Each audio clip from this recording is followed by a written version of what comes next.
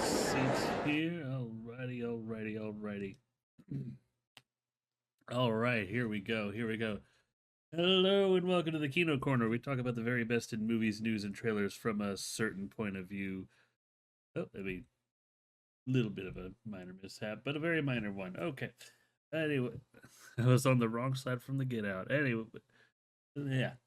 But that's how things go sometimes. But yes, hello and welcome to the Kino Corner. We talk about the very best in movies, news, and trailers from a certain point of view. As you already saw, today we're talking about the amazing digital circus. This is a show I've wanted to talk about, I guess, not since the first episode, but since I gave it a chance, and it was till I got to about episode 3 that oh yeah, we got something special here. That's when I really wanted to talk about. But I made a promise to myself that I wouldn't talk about it on the podcast until it was completed, which it did recently. So before we go through our normal preamble of news and trailer discussions, or after we go through that normal preamble, let's go through episode by episode, talk about how I feel about them. Gotta give a quick synopsis.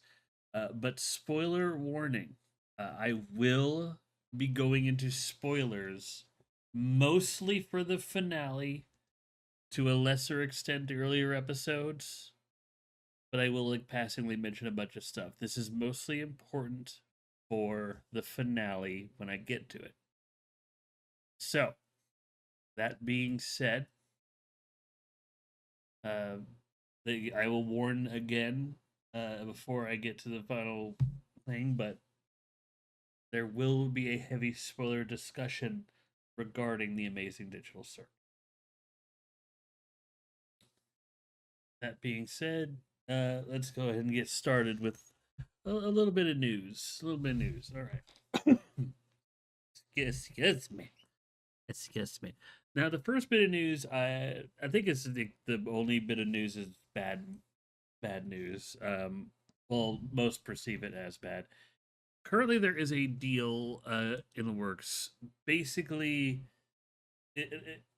Google and A24, which is a movie studio, have done a partnership for AI research to make AI created movies.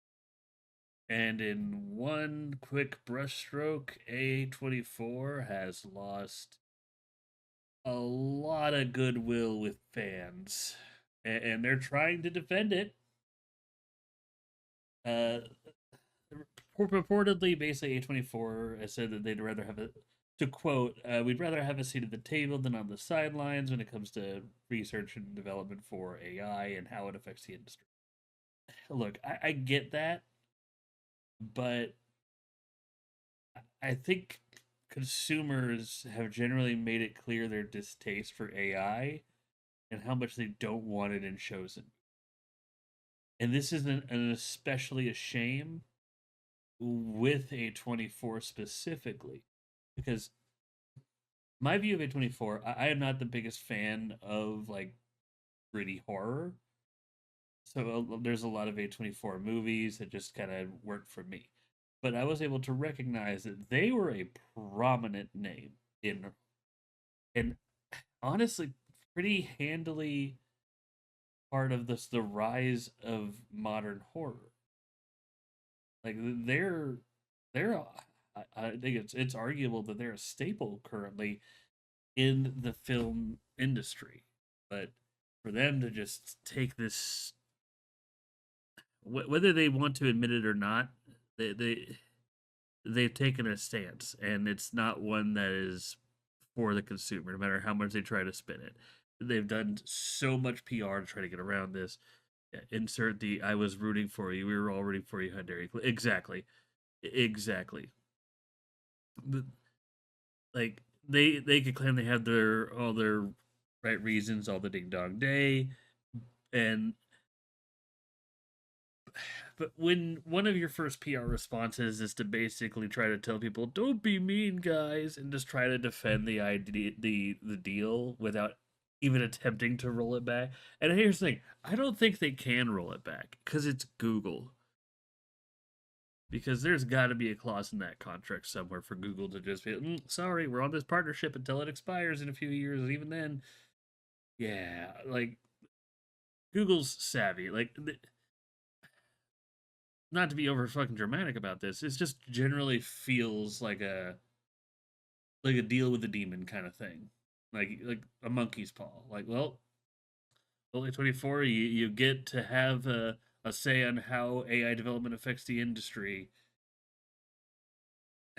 but you've now are locked in a contract with Google and have lost all credibility.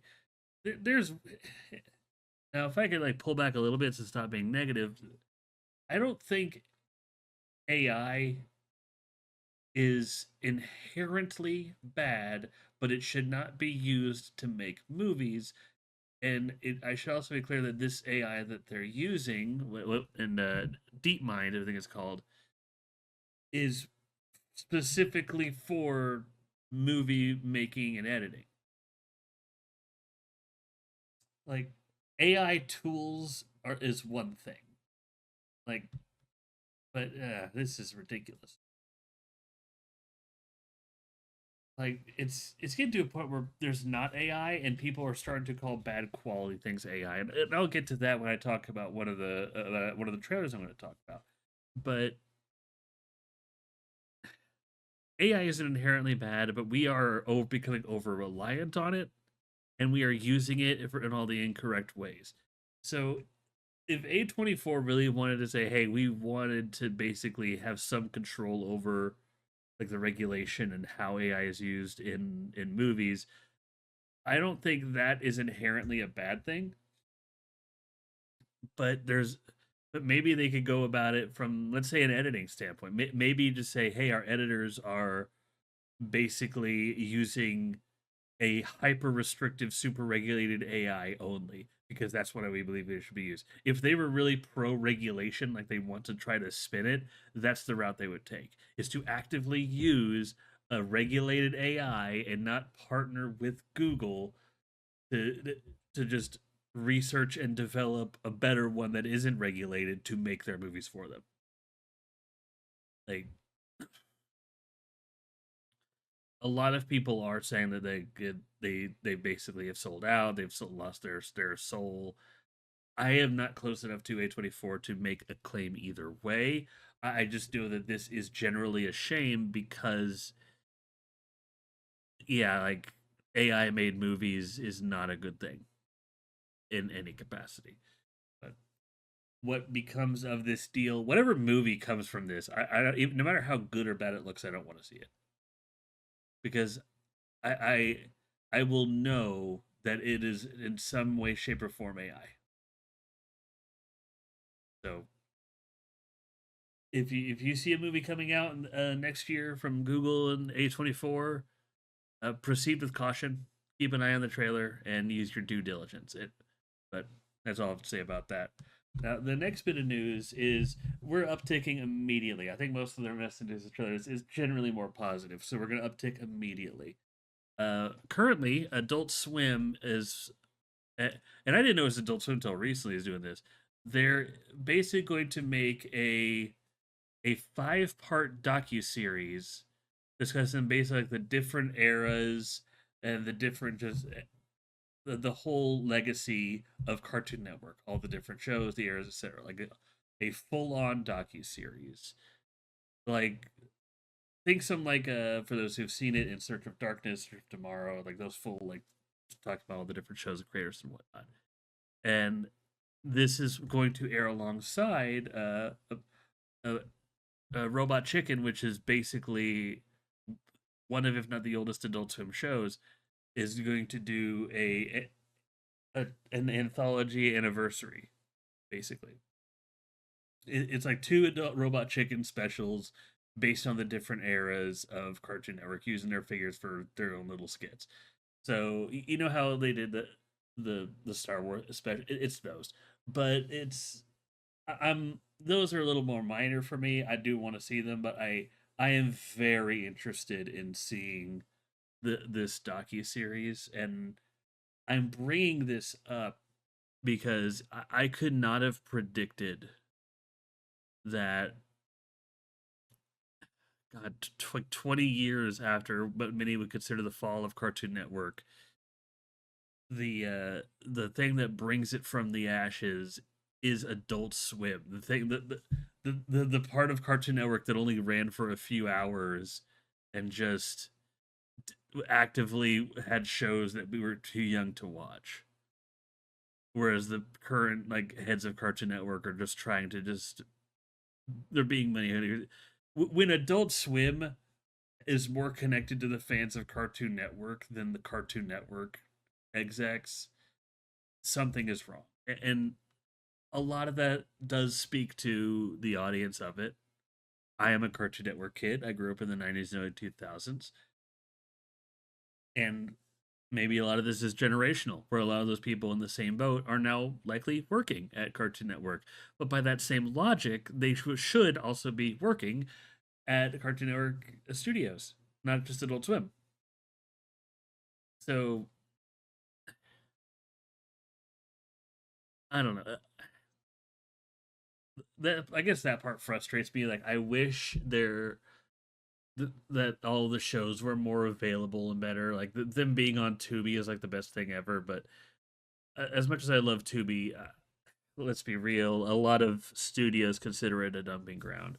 It's just movies and shows that you just want to either tease for a little bit, or they don't think they can get any decent viewership otherwise. That's why things like Jackie Chan Adventures and fucking Sherlock Holmes in the 22nd century is there. Like that's why that kind of stuff is on Tubi. But now most of the Cartoon Network library is there. It tells you exactly what their view of it is. So I hope, like, if only to send a message, I hope that this does well. I will try to watch it every day it airs.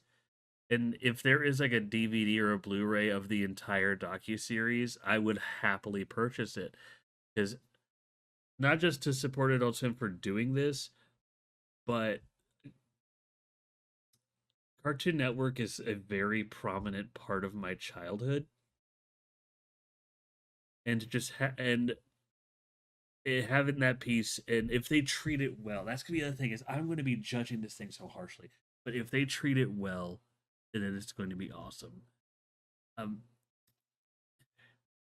and I know maybe I'm coming off a little like forceful, like maybe treating it hard and whatnot. The way I've learned to view our era of Cartoon Network and the early era of Nickelodeon and Disney. Um, I watched Rebel Taxi when you did a video on Fridays. It really put into perspective and kind of how I want to view a lot of these blocks growing up. Is the shows that aired on these channels that we grew up on will be there forever. For God's sakes, we all know and love Looney Tunes, but none of us were there in the 40s and 50s watching like Daffy Duck in the Nickel Theater.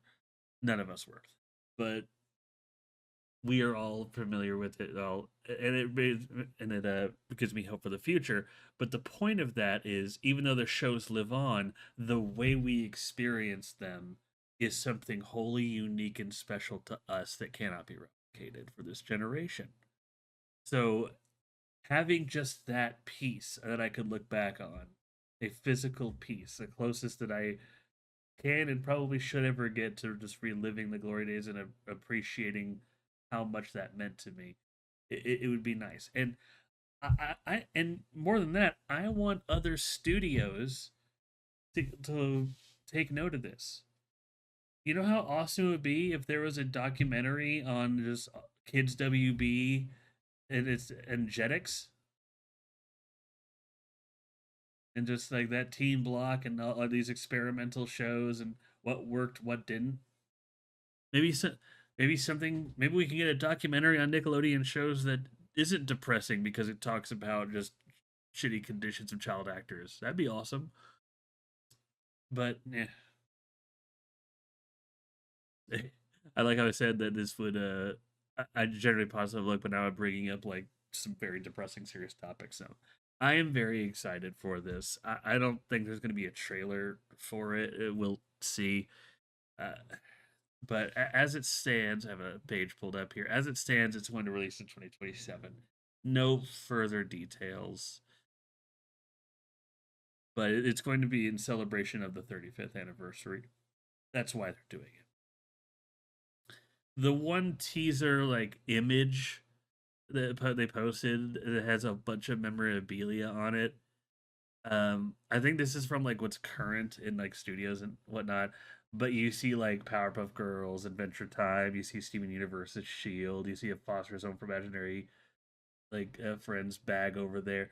There, I see one. Yeah, I see Aku. I see Samurai Jack. You see all these characters and shit. So whether hey, what's up, Angel? Whether or not this becomes something good will yet to be seen. But I am excited to give it a shot. I am and forever will be a Cartoon Network kid. But, yeah. Next piece of news. Okay, this is a news. This is gonna be. I don't have a lot to say about this. Mostly, I'm gonna save my thoughts. Cyberpunk Edge Runners getting a season 2. Trailer tomorrow, apparently. So next time on the podcast, we'll talk about the trailer for sure. Uh, I have a confession to make. I have not seen season 1, but I am acutely aware of the impact it had, and am have a. I'm as spoiled as I'm as spoiler free as I can be, but there's a lot of context clues in the cross promotions. I think I have a vague understanding on what happens to one of the characters, so that's why I've been kind of hesitant to watch it. But it, but again, just like with some other shows, this is one of those shows that also just made a big cultural splash. Like which is there honestly, one day I might do a cyberpunk thing because the history on just this franchise is fascinating. Like, I don't know. Actually, I don't know if I do it on the Kino corner because half of it is the game. Because there's the game that had the bad launch that became a great video game, and then they got Edge Runners, which was awesome, and now it's crossing over with everything. Like, hell, if you want a documentary on a game series, just a little mini-sode or something, Cyberpunk could be a really interesting one to learn about because it created this full. It basically went to this rag to riches underdog story of just all right, here's how to fuck up and come back from the brink, like seriously. But yeah, Cyberpunk Edge Runner sequel. It looks like a whole new characters, and we get to play the guessing game of which of these 4 characters is going to break our hearts, and which ones are we going to love the absolute most. But we will see. We shall see when it, and I'll talk a little bit more about that when I next time when there is a trailer. All right, now this is a fun piece of news. And I've been kind of wondering about this ever since the I saw the He-Man and the Masters of the Universe movie. But they have confirmed that yes, there will be an animated Thundercats movie with Warner Brothers Animation. So first thing, it's animated. Great. Fantastic. Because I've heard people ask, "Oh, they going to do a live action Thundercats movie?" And my only response to them was like, "You saw the Cats movie, right? Do you really want that?" So then, now this kind of closes the door, at least temporarily, on any crossovers between like two of the biggest '80s just unique American franchises. But yeah, I think this is for the best for it to be animated. Now, it again, this is a double edged sword. On one hand, great, we want it's animated. We can differentiate it from He-Man.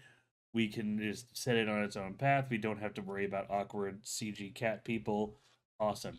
Here's the downside. About 10 years ago, if I have my mental timeline right, there was another Thundercats reboot, not Thundercats Roar, not that. Before that, there was another one that was amazing that went under the radar. I don't think it's going to be massively compared to this, but I will think there'll be a few notable like reports and everything of people talking about It depends on how they design the characters, but there's going to be some notable comparisons between whatever movie they make and that Thundercat show from a few years ago. Because I will say that I think it's from 2016 that Thundercat. I think it was just called Thundercats. That's the confusing thing. But that show was phenomenal, very underrated. Like if you liked Young Justice, like early Young Justice, yeah, it's the only thing I didn't like about it is sometimes Chitara could be a bit of a bitch. If you know, you know. But well, like this new animated movie, uh, all we know is it's happening, and I 100% am sure this is because of the success of He-Man. Like nostalgia is strong, and uh, so yeah, I mean, when we inevitably get a trailer, I will be talking about it because if I were to give my hopes for what this movie is, I first off, it's likely going to be animated in that Spider Verse style. I think it was like in Puss in Boots, K-pop Demon Hunters, Spider Verse. You know the style, and I am down for that. Even though it's like the new everywhere style, and I know some people are already sick of it, but honestly, I say this as someone who grew up in the '90s. You know how many movies from the '80s and '90s were animated the same fucking way? Because it felt like there was basically two kinds of animated movies: Disney movies and Ralph Bakshi movies.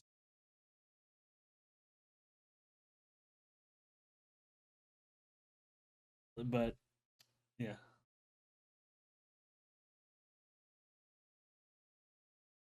but yeah, but that's neither here nor there. I'm not against however it's animated. I will talk about the whatever whatever is in the trailer. I have high hopes for this, but we have ultimately nothing to go off of. As far as I'm aware, we don't even have a director.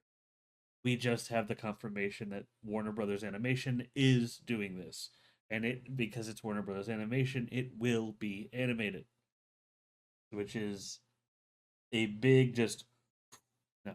But yeah, that's the last bit of news. It was again only a few things. I didn't have much to say on them because like some of these were just initially. I think I had a little more to say about Edge Runners, but I'm going to withhold that for the next episode when we actually. And now that we know the trailer is going to come out soon, but next, but yeah, like what I have a little more to say about though is the trailers. So there's only about four trailers, but I think all of them are pretty nifty. Okay, this one, of course, is personal to me. The first trailer I want to talk about is Wit Studios' One Piece. Uh, a few mixed reactions, generally positive. I, of course, am leaning towards the positive. For those who don't know, uh, because One Piece is a very long story, and Toei is notoriously bad at pacing the anime at times, I can admit that.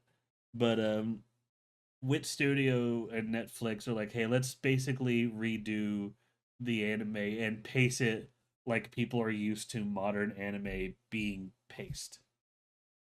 So instead of like one episode per chapter and just this abysmal freaking watch time to get people to get bored easily and all this dead space, we animated like something like I don't know, freaking Zatch Bell or whatever. Where all right, you have like two volumes about what is that like 12 chapters or something. Okay, I think we can get like 3 or 4 episodes out of that. Yeah, yeah. That's generally the pacing they're going off of. It's Now it's going to have pacing similar. Well, actually, no, it won't have pacing similar to the live action because this is going to be, if I recall, eight. I think I mentioned last time, 7 or 8 episodes. Where it's going to end is the first part of the Barati gang. So, yeah, it's like we're gonna get the episodes. It is going to be derived from the manga, so it's not going to have the extra stuff from the live action. This is going to be the true to heart adaptation of Oda's source material. And going off the trailer, it very much confirmed that. There's some little nuances here and there. Like some people have complained about Usopp. Uh, I don't get it. Like they hardly changed anything with Usopp. Like, oh, early Usopp, he has like tan skin, and now he has lightly tanned skin. So they changed his. I don't. That's such a nothing burger. The one that did get uproars for a while before people realized that they're stupid is some people thought there was AI used in this because, oh, there's a scene where Sanji has 6 fingers in a trailer. No, that's not what's happening. And if you watch the trailer, you can tell. Basically, there is an animation error where Sanji's carrying a plate, and in between two of his fingers, they forgot to fill in the detail of the wallpaper behind him. And because the color of the wallpaper already kind of matches his fingers, people took the motion blur too seriously. That, oh, he has 6 fingers. Well, that's quote unquote sixth finger doesn't have a tip. It's just like a little color blur there. He has 6 fingers. Maybe it's just a little animation error that can be fixed in post. This is just a trailer. He has 6 fingers. It's stupid. It's such a non-issue, and I've already long accepted that One Piece is a series that people are just gonna find a reason to not like, even though most people that who just actually sit down and read One Piece, like, and once like as further along as they can, they get to a point where like, oh damn, maybe I was wrong about this show. Maybe it truly is one of the best works of fiction. But hey, it's the Thunderbolts poster all over again. Yeah. Exactly. It's already starting to die down, but in the most general sense, this looks great.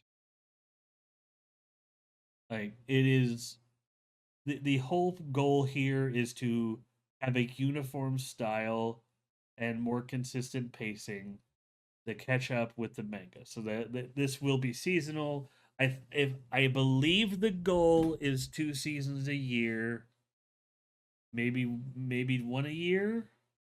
But Wit Studio is like working overtime basically. Like they're working with Netflix. This is going like I think they're already working on the second season, which is going to cover the rest of Baratier up through Arlong Park. It's gonna be yeah. Actually, I don't know what season 2 is gonna cover. It's gonna be weird, but time will tell if this is truly going to be like the best way to introduce somebody to One Piece. I still say read read the manga, watch the Toei anime. Don't be upset that the animation style does change over time. You look at the animation from early on, that is like early 2000s animation, 100%, and versus the animation now.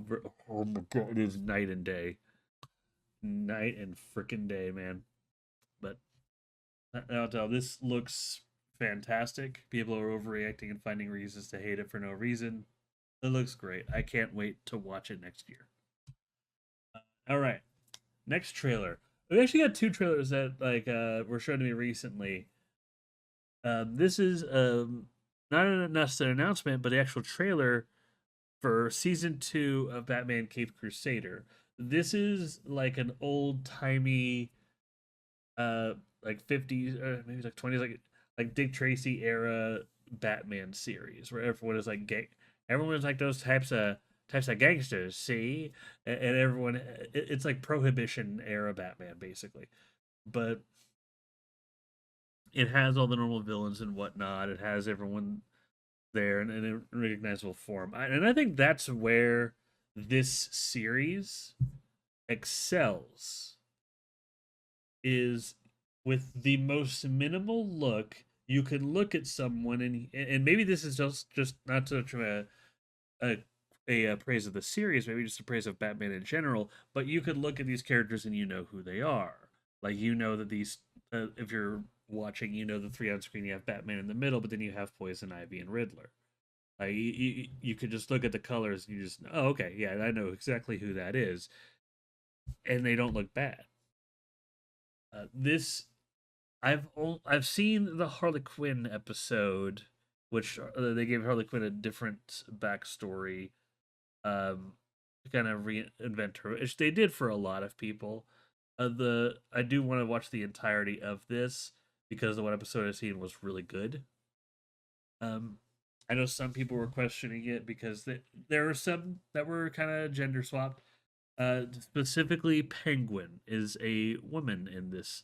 Is like that big mama style mob boss. Well, I gotta save my boys, you know. But weirdly enough, it kind of works. I don't know. Penguin's never been this.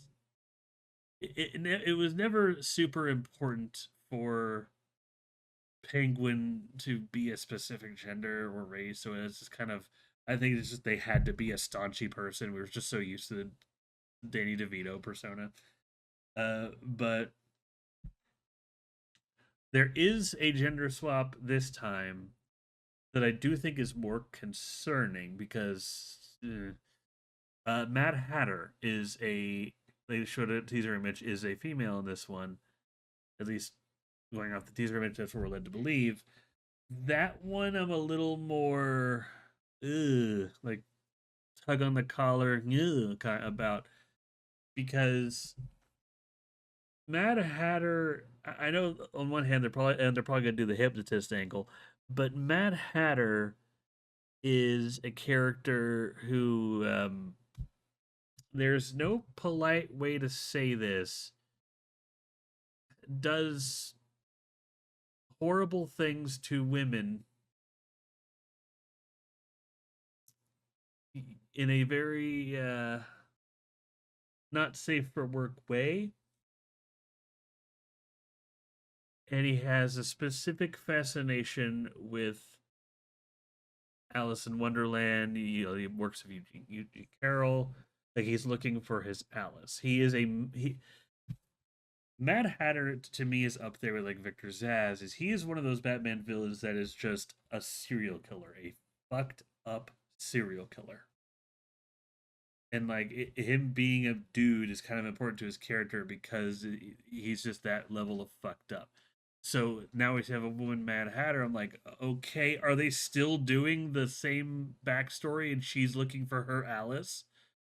Like, cause that's just going to be fucked up and pointless gender change.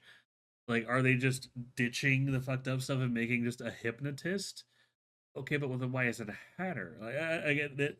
There's a million things ways this can go, and not all of them. It's going to be easy for this to fall in the purview of just being a pointless gender swap.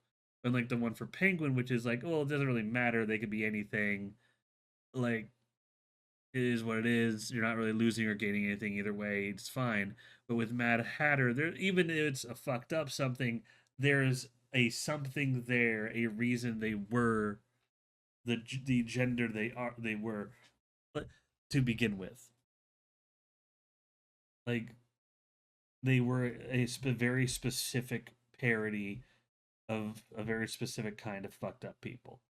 So I don't know. That's the one episode I'm worried about. But everything else on the trailer looks fantastic.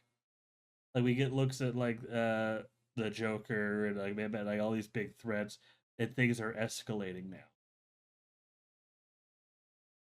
I I can't wait to like sit down and watch the entirety of this noir style Batman series and in preparation for season because it looks good. But speaking of Batman, there's another Batman trailer. This is a series I know very little about. Everyone else around me seems to know what this is. Batman Nightfall. This seems to be, from what I'm understanding, what the again, I have a very rudimentary understanding about this, but this seems to be the storyline kind of that ties into the Arkham games, specifically Arkham Knight. But it's like a weird mission. It's one of the stories that inspired the Arkham series and Arkham Knight, and they're adapting that into a three-part movie or a three. I don't know if it's three-part series or movie. It's three parts. I don't know if they're calling it a movie or a series. But the trailer supposedly has clips from all three parts, and oh damn, like this is going to be one of those like everyone's here, life is awful type of Batman movies because you get obscure stuff. You get like a Zazel up in there. All I could say about like it's an early '90s comic storyline, if I remember. Okay, so that makes sense with the design aesthetics because the animation looks great because it almost looks like the early Spawn, like the '90s Spawn series, and I mean that in a good way because that had a very grungy aesthetic to it that I kind of loved. Like I am I'm going to be able to go into this particular thing with no knowledge of what Nightfall is. I haven't read it, and I kind of want to keep it that way. But I know generally what Batman is, what he stands for. I have a rudimentary of these things as a villain. I it's I want to go into this the way I went into Batman. I think it's like the longest Halloween. I think it was called. Uh, Great movie, but I want to go into that with that level of expectations. Definitely a read after you watch. Absolutely, yeah, I will absolutely read after I watch. But this is be something I want to try to go into as blind as I can because I don't know enough about the specific source material. And I think it'd be good to kind of keep it that way. Like, I don't know. I again, just we didn't get a whole lot of information beyond this trailer about this Batman stuff. But hey, two Batman trailers kind of caught everyone by surprise. Worth mentioning. Yeah. Now, the last trailer to talk about, y'all knew it was coming. Y'all knew it was coming. The only saving grace here is I'm realizing that all of the trailers today are animated, and that seems fitting for what our main topic is going to be here in a bit. But Trek 5, we got the trailer. Oh boy. Okay. Positives. Fiona. Okay. Seeing it in motion. I know there was a lot of look about like, oh, how is it gonna look, and all the characters look just slightly off. And okay, seeing the characters in motion, it doesn't look as bad as I would have feared, but they still look bad. And honest, as weird as this sounds, Donkey looks better still than he does in motion in the trailer, and that feels wrong because the Donkey Dragon children are. Yeah, no, like it's everyone's like, oh, it's a different studio. That Fiona looks the same. Fiona looks fine. And you know what? I'll even throw Shrek a bone. Shrek looks slightly different, but I'll even chalk that up to Shrek is older. Why does Donkey look like he's on meth? Like seriously, you watch him in the show, his hair is spindly. He went from just the chubby like sidekick to just he's not just old, he looks like the donkey from Tombstone. Just the kind of it is unsettling. And that's what I'm getting most from that is just the characters just look unsettling and wrong. And and the other thing that really rubbed me the wrong way about this is so DreamWorks and Illumination are under the same umbrella right now, and you could tell. You can very much tell that whoever's in charge of these studios is trying to push to have the same sense of humor across the board, and like seeing things like Gingy with gumdrops on his butt twerking. I'm just this is gonna have the same kind of humor as Minions. Hmm. And that disappointed me more than anything animation wise in this entire trailer. Just seeing this type of humor they wanted to put front and center in this teaser for people, I I was not laughing at all because the Shrek and Shrek Two are two of like the best comedies from DreamWorks. Hell, you know what? No, they're two of some of the best animated comedies. Period. Went from a five to a one real, but yeah. But the part of the reason they work so well as animated comedies is because of how mature they are. They work because they can do all these jabs on like mature adult content while still doing a few like kid jokes. I'm not saying you can't do kid jokes. Hell, I'm not even saying you can't do like a butt joke with Gingy, but nothing in this teaser showed me it was going to be anything more than just baseless potty humor and just yeah. I went with this picture to show off, like from them in the cell. We never hear the sons talk, Farkle and Fargus, whatever their freaking name is, but they look fine, I guess. We don't see the daughter in really in the trailer. That's already kind of weird. She was like the primary in the marketing campaign up to now, but now we don't see her in the teaser. That's weird, but it, again, is what it is. But I chose this picture because how when you see Shrek just kind of sitting down, just that was me after watching the trailer. Just, I was just sitting there like, you fucking serious? Waited, waited a decade for this. I, it does not make me. This trailer just it just doesn't make me happy.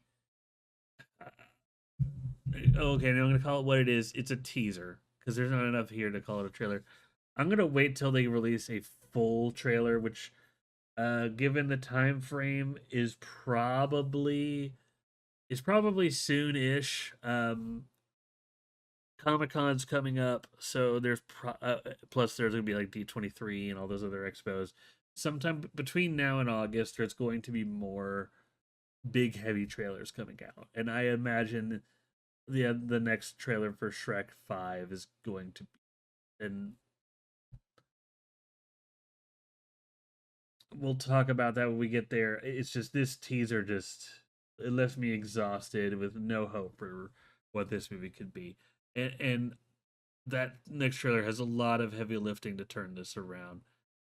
Again, it's only partially to the animation and designs, even though some of the designs are absolutely cursed. It's more just y'all are not showing anything that gives me hope that you understand why Shrek was funny.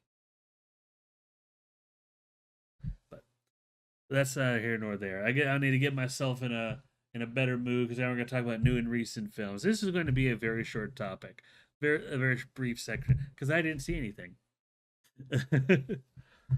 I guess the years start coming and they really don't stop coming. The years start coming and don't stop coming. So instead of new and recent films, I want to take this as I'm gonna edit this and post put this on YouTube or just superimpose over it. I'm gonna use this to do one final spoiler warning. When I start talking about the amazing digital circus, what I'm gonna do is I'm gonna kind of go by episode in order and just kind of give my thoughts about the episode, give a brief synopsis about what happens, and just occasionally stopping at points to kind of talk about like my thoughts on the show at that point, how much like what. But and I did this disclosure, mentioned it on Discord. I mentioned it last time. Um, I have to use spoilers when I talk about the amazing digital circuit to get my personal feelings across on like how I feel about this series. I have to mention spoilers, especially when it comes to the finale or just the last 3 episodes in general. Really, the last 4 episodes. I need to talk about spoilers. So you have been warned. This is a series I recommend wholeheartedly. But they're willing to talk about spoilers. I hope if y'all have no intention of watching watching the spoilers, go for it. Continue. But yeah, I've been warned multiple times now. This is your last warning. If you haven't seen this yet, watching on YouTube, I'm gonna put a link to the playlist of the entire thing below if you're watching on YouTube. So just please support Glitch. But without further ado, let's get started with the amazing digital circus. I'd adjust myself in my seat here. All right. As I just said, the Amazing Digital Circus is a phenomenal show. It is a 3D animated series by Glitch Studios and hmm, and Gooseworks. Sorry, I had to take a sip of water. And it is a project that has just taken the internet by storm and even bled into theaters and just mainstream pop culture in the best way possible. It only has 9 episodes, but what really drew people to this is the intrigue and mystery, like from episode 1 and really in the next 2 episodes, and its parallels to the story. I have no mouth and I must scream. I'll talk a little bit more about that because they do subvert it a little bit, but I'd say better for the series. Try to let it stand on its own merits. But yeah. Because I guess the best way to start would be with episode 1. When I went into episode 1 of the Amazing Digital Circus, I didn't know what to expect. At the time, the only things I watched on Glitch, there was Murder Drones, which I watched a few episodes of, and I did like it. It's something I still need to finish. It's just this and other things really took priority in my mind. Like Knights of Guinevere and the Gaslight District are their next 2 projects, and I am just excited for those. But at the time, Glitch was still underground. This is what propelled them. I watched the pilot not knowing what to expect. The big draw of the pilot is the intrigue and the kind of how depressing it was. Because yeah, you had this weird zany atmosphere. You're Gangle and Zubul and Kinger too.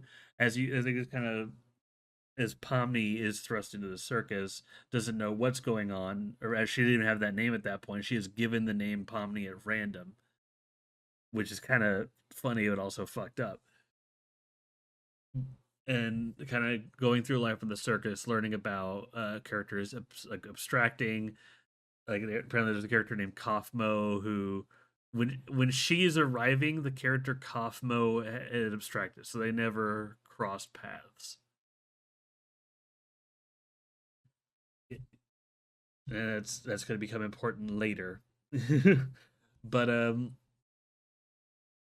so yeah, you had just had this character Pomni who's trapped in this digital circus. Characters are like abstracting left and right. We don't know no clear indicator of what abstraction is. Clearly, early on they tried to make a parallel to death, but there's a little more to it.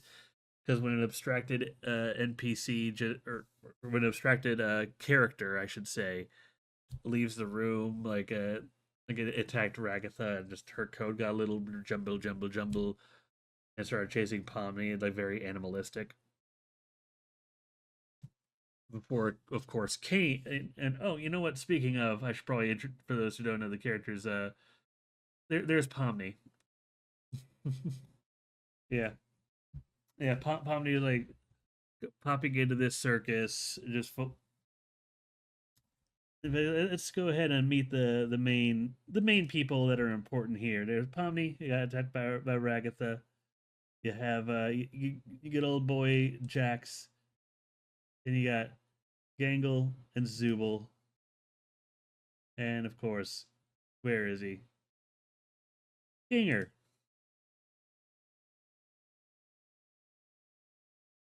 The 6 of them are the core cast of the Amazing Digital Circus. I love their dynamic with each other as you learn more about them. the first episode, I truly didn't know what to think about Zubul, Gangle, or even Kinger for that matter. He was to me Kinger was just weird, but uh, like is, that changed, and I'll get more on that later. I really only had thoughts on Pomni, Ragatha, and Jax. Pomni being okay, like she's supposed to be the representative of the viewers, like she is the protagonist here, thrust into this world and just going through it as everything around her is just changing and just crashing and burning. Ragatha is the voice of positivity, just trying to keep it together, and Jax is a little bastard. More on him later. But yeah, episode one pilot, you just kind of have establishing the circus and the characters and of course Kane, who kind of runs the whole show there, peering in from time to time. Like nothing major. It's episode two. I think I wasn't in love with the show after episode one. I'll admit that. I liked it and I was willing to give it more of a shot, but I just saw it as, oh, this is a fun thing. I wonder where this is gonna go. I watched episode two. Episode two is called Candy Carrier Chaos, and that is the episode that truly won me over. And it wasn't the adventure, like, because they went on this big Candyland adventure, and everyone's just trying to mess around and do the adventures their way. Pomni is all effectively being the just the butt of these jokes, and on the other end of Jax's shenanigans, while Jax does just horrible, awful things to actually all of them most of the time. But what won me over is the episode two showed me that they are expanding more on this digital world and being more than just the circus and the consequences therein.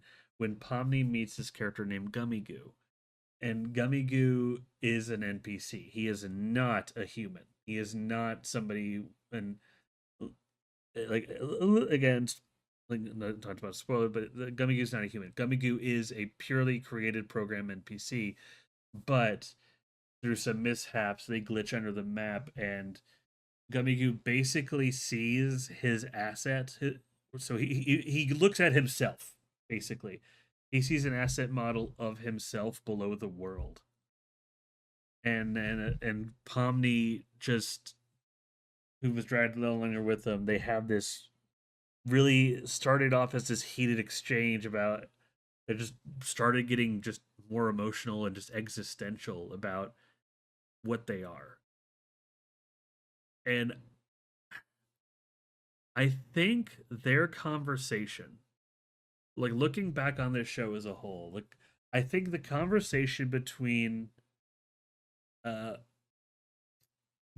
Gummy Goo and Pomni is generally the thesis of the entire show.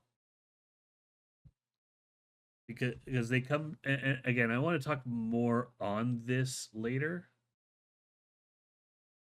and just the symbolism therein, but but effectively they come to the conclusion that like we're all in this together, basically. Like everything is awful and we can be deleted at any time, but like we're all here, we all have each other's back, and maybe like we can bring you along here with us. It's like the more we take care of each other, like this doesn't have to be purgatory. The world is as much of a hell or a heaven as we make it. So they bring Gummy Goo back to the circus, and Kane steps in and just like, oh, you can't bring an NPC here. Oh, I can't have him just mixing up with humans, and he snaps his fingers, and Gummy Goo just goes away. Like Gummy Goo's gone. This character just had this. It's kind of funny, but kind of fucked, if I'm being honest. And that's why I say like episode two is I think one of the bigger just thesis lines of stuff that happens later on, which I'll talk about shortly. So episode two kind of won me over and made me decide I'm going to keep watching this series. But even then, I wasn't in love with it yet. Episode 1 got me interested. Episode 2, all right, I'll keep watching. This is the show I will finish. I fell in love at episode 3. Episode 3 is called The Mystery of Mildenhall Manor. Each episode kind of has a focus on one of the characters in the circus to kind of like episode 1 is kind of a twofer between Pomni and Ragatha. Kinda. Or oh, no, episode 1 is the twofer between Pomni and Ragatha. Episode 2 delves a little more with Pomni and Ragatha, but like there's a bit more with Jax, I would say, and his reaction to the circus. It's the first two are more about establishing the world than and like giving us glimpses of characters.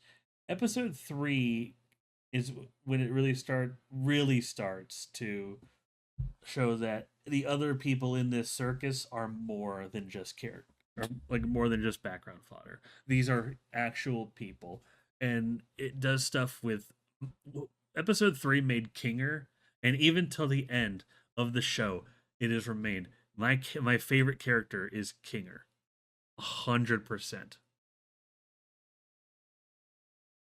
And it created this weird layer of depth with Kinger, who of these first two episodes was just this crazy, zany, nonsensical, just Looney Tunes style character who just said and did random shit.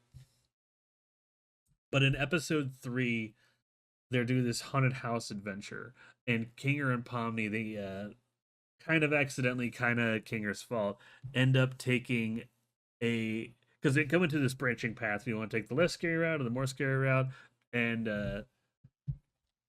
Kinger and Pomni end up taking the scare route, and they go through a harrowing, fucked up adventure. Like it is also very super messed up. But in doing so, they basically learn a few things that about each other. Like they're in this dark hallways and dark rooms almost the entire time, but over throughout this entire time, like Kinger is becoming more and more cogent, and he's able to hold conversations. He's becoming more reasonable. Like he's actually acting smart. At some point, um, Pondy kind of they sit down and they have a heart to heart about it, much like with Chavla Gumigu, and we learn about the. This is where we learn about. We saw the glimpse of them earlier, but we kind of learn about uh, Kinger's wife Queenie. Basically, Queenie at some point abstracted in the circus, and the only thing that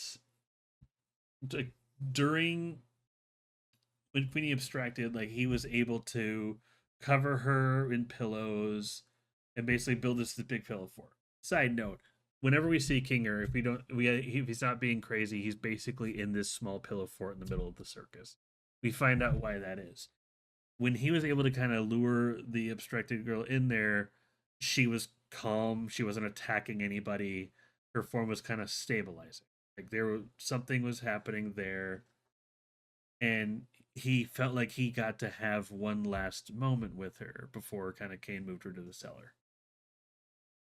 And I'd like to once again emphasize this point before Kane moved her to the cellar.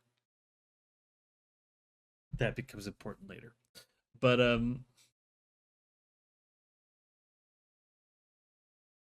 uh we learned that because of that, because he basically like had this moment, it kind of traumatized him. Just being through as much of this, we learned later he was through more of the circus. Becomes just clearer and clearer later. But he just went through these traumatic events and lost his wife, and just the dark is the one thing that kind of helps him focus, helped her focus, and in turn helps him. So Kinger's kind of whole thing is if he normally he just doesn't have his faculties together because he's losing his memory, but when he is in the dark, basically when he's just is like in darkness and there's no outside stimuli, he's able to focus. He's himself. You can have a strong conversation with him, a very insightful conversation with him, and he is one of the most sweetest and supportive people ever. Like, I adore the ending to episode 3. Like it gives us this great insight into Kinger. Like like I would say if episode 2 gave us an insight to anybody, it was probably Ragatha. But episode 3 is Kinger's show. Like, we learned so much about Kinger and just as like through the lens of Pomni. Um, episode 4, I think a lot of people were thrown off by it. Didn't like it as kind of didn't like it. I will say I didn't like it as much as 3. I did still like it, especially on a rewatch. This is one where like they didn't know. This is episode where another trend of the episodes becomes more apparent. Is that the adventure that they go on? Because up till now there was kind of a formula where people go on this circus and the Kane sets them off on an adventure. There's some weird grand conspiracy as they learn about each other and try to get out. But around episode 4 is when it starts to become prominent that the adventure they go on in the circus is just starts to matter less and less and less. The important parts are like because in this time, yeah, we still get like the what's going on in the circus, but we also get some shots of Kane and Zubul talking and then trying to get their stuff outside of what like all the adventures. But then the adventure itself this time it's a fast food episode. Like they're just running a fast food chain. Basically, one of Gangel's masks breaks, and Zubul has a replacement mask for Gangle, but it's not a mask she particularly cares. Well, it works for a time to kind of keep her going, but the mask like Gangle wears in episode 4, it kind of messes with her personality a little bit. It brings out her drive, but also brings out the worst parts of her personality. So when they set her on this fast food adventure, she's the manager and everyone else is her employees, and they're just having this mundane adventure.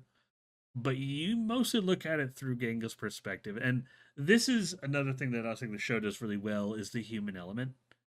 It, we get to kind of like see Gangle's perspective in every facet of this. The like the good and the bad, like that, like how that power corrupts her, but also how much she regrets it. It's a, it's really fascinating to watch, especially if you've worked in fast food. They go deep on every aspect of it, honestly. Like episode 4 isn't a lot of people's favorites. I do get why, and I knowing what episodes are considering the episodes around it, I think are two of the fan favorites from what I understand. And this is just kind of there in the middle. But episode 4 is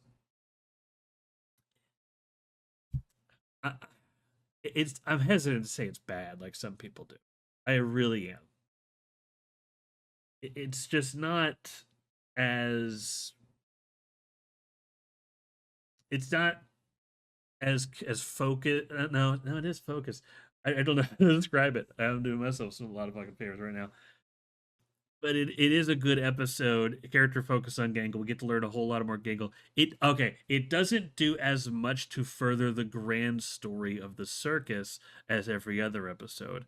As this one and actually this one and the next one are both more character study than adventure. And it's just this character study is done through the lens of a fast food restaurant, and the other one is done through even better means, which we'll get to. Um, but yeah. Anyhow, I'd say the ultimate the last shot of episode 4 is is one of my favorite of the show. If I'm being honest, actually, no, it's not the last shot. It's like one of the last shots. It's when they're leaving the restaurant. There is this whole emotional scene with Gangle and Pomni, and just Pomni just is able to recognize when people. Pomni has this gift that is now by episode 4 has become readily apparent that she is able to recognize when people need help, when people just need someone to talk to at the right time, without being like as overly nice as Ragatha or as pushy as Jax. Like they just need just a soft touch to just need that little bit of assistance. Or at least someone to say, "Hey, you're doing a great job. Let me take care of that for you." Pomni is really able to. Pomni is more empathetic than a lot of the people in the circus, despite her demeanor, and I think that's her greatest character strength. But after that moment when Gangel's able to leave the restaurant, there's this moment where like Gangel just kind of feels free, where she throws away the replacement mask and just is smiling with her crying mask on while just running out of the restaurant. Like it is a great scene. Like, and at this point we've learned about Pomni.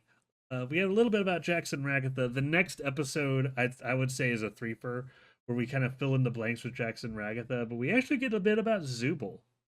We don't get a lot about Zubul compared to everyone else, but yeah, we get a little bit. Because the next episode is called Untitled. This is an episode that kind of carries over something from the last one about the adventure. Because in the last one, Kane asked them what they wanted to do, and just with a suggestion box, they're like, "Oh, no, I guess we're running a fast food place." He didn't know how to do it, so it was just super mundane. This time, suggestion box, they just rapid fire lightning round a bunch of everyone's ideas. So there's just a bunch of zany random stuff. It was the introduction to everyone's favorite character, disappearing guy, played by Jobby the Hung. But you all, but there was this. When everyone thinks about episode 5, I think they all um, think about the scene in the bar, because at one point, well, actually, no. There's two scenes where they want to talk about. One of them is they have a scene where they're just kind of stargazing, and there's this interaction between Jackson Ragatha. Jackson Ragatha brings up some old friends. Ragatha brings it up. Jax has this bad look. Pomni kind of registers like, "Whoa, that's a burn." Jackson needs someone with her, and Ragatha starts to get a little insecure about it. I would say we probably learn the most about Ragatha in the next episode, but we get that little bit of a another drip feed of Ragatha's deal in this one, especially around the baseball section. But the important part is just that crash out Jax has, and then Pomni just kind of talk to him, comfort him, and then we have this conversation in the bar where everyone kind of talks about their backstory, like what they wanted, what they did before coming to the circus, growing together better, and it's gonna sound like a weird compliment, but it's a very human conversation. Like, again, I know it's a weird compliment, but one thing I feel is lost in a lot of modern movies and shows is when people talk, it never feels organic. It always feels like we're going to, like, we must go here and just extend this scene much longer. This is the point of this conversation. Insert NPC dialogue here. Like, and never have a just this organic flow of conversation. Like a lot of my favorite shows on YouTube right now do have this very natural, very entertaining conversation. I think of Amazing Digital Circus. I also think of Hunter the Parenting, but that's a whole other can of worms. Won't get too far into that. But during this conversation, we kind of learn about everybody. The only one we don't learn about is Jax, but like learn that Pomni kind of went through her YouTube channel. We learned the Gangles and artists. We learned that Zubul was just hot from job to job, and for the most part settled with the bar, but that wasn't sure if she wanted to stay there or not. We learned about Ragatha, her overbearing mother, a little bit, and but again, we only get a little surface level stuff with Ragatha, and we don't get anything with Kinger because it's not quite dark enough for him to be cogent, and we'll get that in a bit. So yeah, we get all these things. The other thing I want to talk about with episode 5 is Kane is kind of manipulating them a little bit. Like there's these weird votes to adjust people. Like Jax is made vegan. Jax is convinced he used to have a tail. They keep like changing around all these people in weird ways. There's like some control over them on a programmable level because Kane can manipulate the programs. Again, put another pin in that. It's important. I'll talk more about that when I get to the last two episodes. But oh, okay. Alrighty. But yeah, this one is very much a casual episode. A lot of people cite it as their favorite because it has is full of these grand character moments between them. And I will say, up to this point, this is kind of where I started looking back on the series because this is also around the time I learned that there was going to be 9 episodes and we were over halfway through. And I look back and I was like, wow, this is a really well paced show. We're halfway through. We now have an idea of the conflict and each character's stake in it, their relationship with each other. Like the writing in these first 5 episodes, when you look back at that point, knowing that this is going to be a contained story, it is tight writing. Tight. Like each character's motivation is clear. Each character's relation to each other is clear. And of course, the fans have their own views. Some of them kind of bleed into the show, and on it, no, they made it work. But it was at that point that I think people started to realize that this was a labor of love that was going to be forever consistent. Like they were going to keep going with this and take as much time as they needed to get the next episode perfectly right. Which brings me to episode 6. They don't have to do for that. Episode 6, they all get guns. So this is the the one I think people. This is the first one that I had a very different reaction than a lot of people, and I think it's going to inform some people on how I feel about the finale. We'll cross that bridge when we get there, but episode 6, they all get guns. Kane is unsure again what to do the adventure. They keeps trying to do everything. And no one really wants to do an adventure. They just want to break. It's just they want to do more of just some of the stuff they did last time because they're trying to convey what they actually want to do. Kane's not having it. He tries to have him do this intricate game. It's just like a freaking trust exercise. Jax kind of there's this fun little scene where Jax is like, "Wait, what are we doing?" And Kane just it just gives all the knowledge in his brain. It's like, "Oh, neat!" And Jax just kind of shoots Ragatha. To which point, and Kane just gives like, "You know what? Screw it. You all get guns. Break off into teams of 3, whatever, or teams of 2, whatever." So they all break off the teams. Ragatha's with Kinger, so Kinger wouldn't have to be with Jax. Uh, Gangle's with Zubul because in episode 5 and in episode 6 they're starting to kind of get closer and closer. So Pomni is with Jax. So yeah, this is an episode where we get to learn about more about Jax and Pomni as kind of a carryover from those that crash out last time. And we don't learn everything, but we learn a lot about Jax. We learn about a lot of him as a person, what he lives to be like, but we also learn what he believes in the circus. And we have this. What I also want to point out is this moment that does come in later, is as kind of a weird, like mean spirited joke because Jax shot her before the rules were instated. Everyone has 3 lives, but Ragatha only has 2. And then Kinger is just like, "Oh, I got you." He just made this butterfly and the butterfly gave her an extra life. And it's this whole just Ragatha is just baffled that he could do that because, as far as she was aware, that Kane was the only one that had any means of creating or manipulating anything in the circus.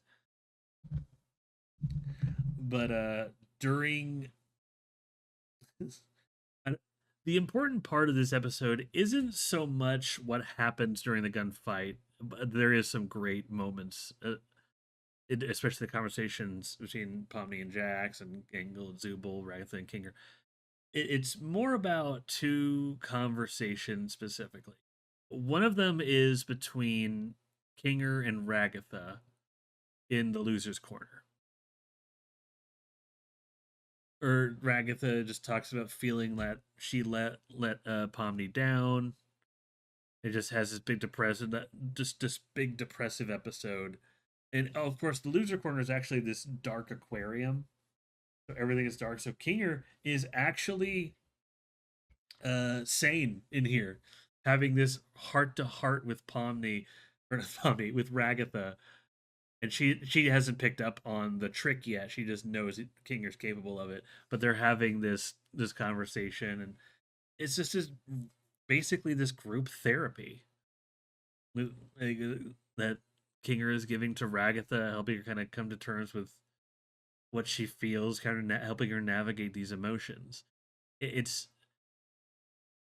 it's something that also is becoming more apparent, as if not apparent at this point, that every other character in the show, other than a certain purple rabbit, whenever somebody has an opportunity to talk to somebody, they take it.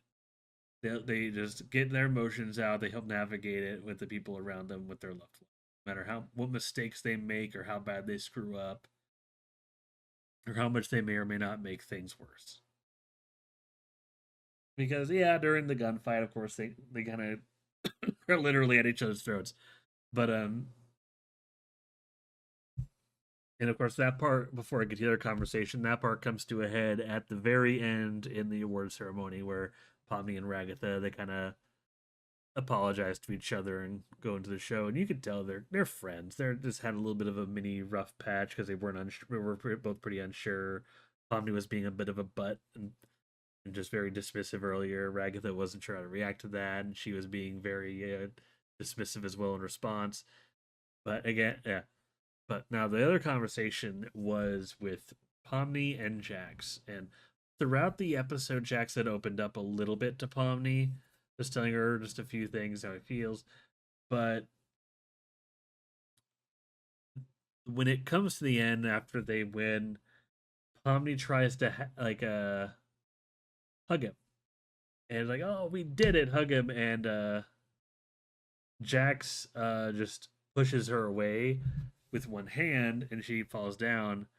And like she, after she gets up, you see Jax just looking at his hand, just dead eyed for a second, which is great foreshadowing for the finale. By the way, you just see him looking dead eyed, and during the and after that, his tone on everything just changes. Like instead, like Pomni just tries to jokingly go, "Haha, yeah," and now one of us must betray the other. Just have this little jokey moment, and she's like, "Oh yeah, you could shoot me if you want," which is just kind of wait. Eventually, they start having this back and forth moment. I it's part of me doesn't want to say it. It's not because I don't want to spoil it. It's more like I can't properly convey the intensity of what Jack says and the seriousness of what they're trying to talk about. But Pomni tries to basically, Jax is now suddenly acting weird. Pomni tries to go into what's wrong, and Jax is trying to do this pushback, and to which Pomni is like, "No, fuck that. I'm standing on business. What's fucking wrong?" with a gun in her hand. But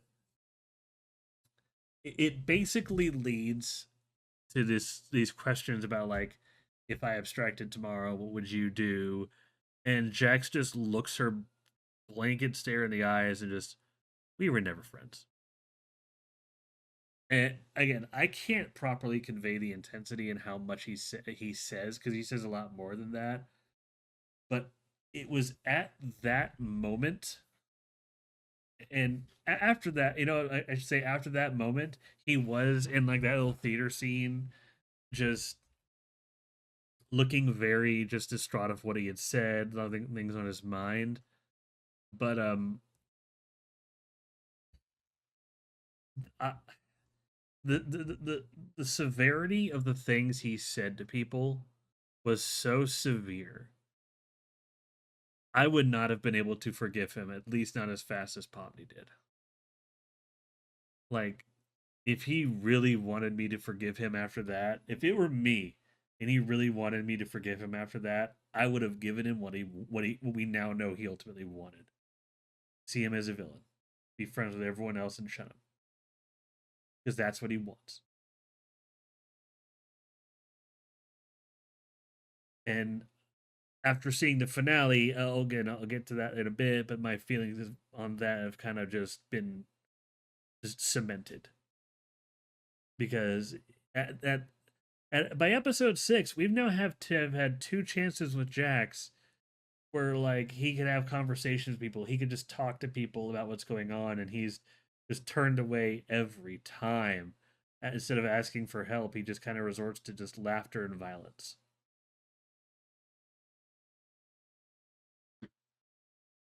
You have this just horrible moment between them, and then you have episode 7, the beach episode. This is the, I'd say, the next two episodes are kind of a movie, and this is the penultimate. This is the prologue to the movie, which is the combination of episode 8 and 9. That's the best way to view it. Episode 7, Kane doesn't claims to not have an adventure for them, so they go to and encourages them to just kind of walk around the ground. So they kind of go to the beach and do the thing. Pomni discovers another supposedly another human in the circus. His character model is kind of just a blank mannequin, so he's kind of able to blend in, supposedly. And so he said through after he's observed for so long and finally found a way out of the circus, but he basically just leads these characters on this again of adventure to just basically steal Kane's keys and open the door to get out.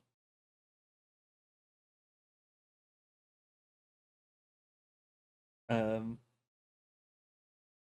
they enlist the help of Jax because up to that point, Jax had access to a lot of keys. So, but he's obviously not in the best of states because despite it, like, okay, this thing I do have to mention the the show does a lot in episodes 7 and 8 to try to make us uh compassionate for Jax, and I will say it does a step better. But like, I can't get ahead of myself. I can't get ahead of myself. I see this guy as at least remorseful of his actions, which is the step in the right direction. I will give Jax that. But he's basically has this nihilistic assumption that this is all just one big adventure, one big plan of Kane.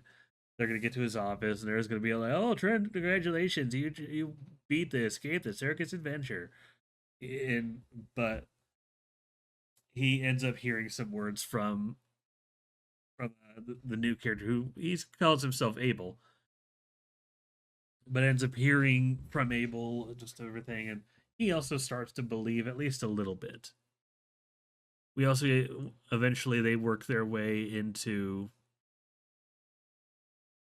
Kane's office, and there's a lot of this is an episode. There's a lot of stuff that happens in the middle, but the big important parts are what happens at the end.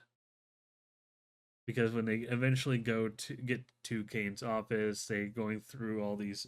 There's like these orbs in the office of all the different locations and adventures, and we see Jax is kind of hyper fixated on this snowy peak. We don't know why, but he is. Um, and eventually they go through. Everyone's just trying to get out. throughout the adventure, Pomni is just getting some context clues from because Abel's trying to not include Kinger when Pomni tries to include Kinger, she talks to him in the pillow fort, and he's like, "Leave the circus with this little. Well, that doesn't make any sense." And Pomni kind of hears part of that when he before he leaves and is back to his normal Kinger self and acts all crazy. And when they're at like the final checkpoint before they get to the room, Abel is like, "Make the right choice." And Abel's like, "Well, maybe after this I'll buy you a beer." And the only responses she gets from her is just the same monotone, "Make the right choice." And it kind of unsettles her even more. So when they go into a room with two buttons and to leave or to stay, and Pomni's like, "Okay, but we know we all want to hit leave, but like something's off here. We need to really think about our choices." And tries to talk to them about it. Of course, they're all mad and like, what's there to think about? We all want to leave, right? And like while they're talking about it, Pomni tries to calm them down. You could kind of tell it's working, but not really. But during the confusion, Jax is having this panic attack for some reason. We see him earlier in his room before he dragged into this. He's like potentially on the verge of abstracting, but he is having this panic attack and just runs to the console and hits stay without even talking to us first. And the circus is closed, and then everyone just looks at him like, "What did you do?" And then Kane just comes out like, "You picked the good ending," and everyone is just distraught and looking at him with just unbelievable eyes. And all Jax can do is just laugh in this maniacal laughter because he was right and he didn't want to be right and he panicked, and him panicking was the wrong choice, but it turned out he was correct and it didn't matter. It is fucked with Jax's brain. This is one thing I will not fault Jax for. Kane fucked with Jax to an irreparable degree.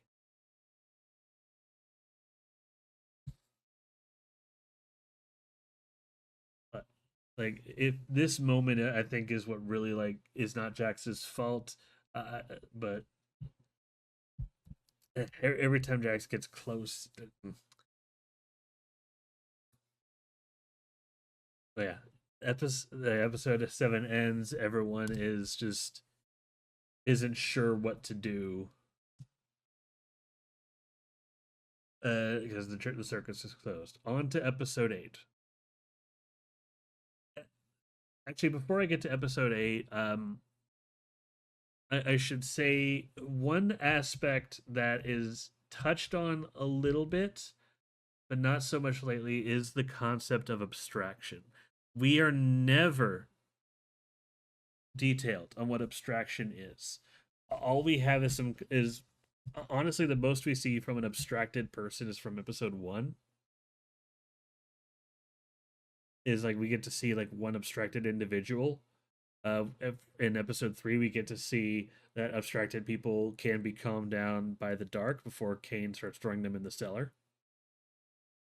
And in episode 6 and 7, because of what Jax is seeing in his room and what everything is going on with his eyes, we see the visual sides of him abstracting.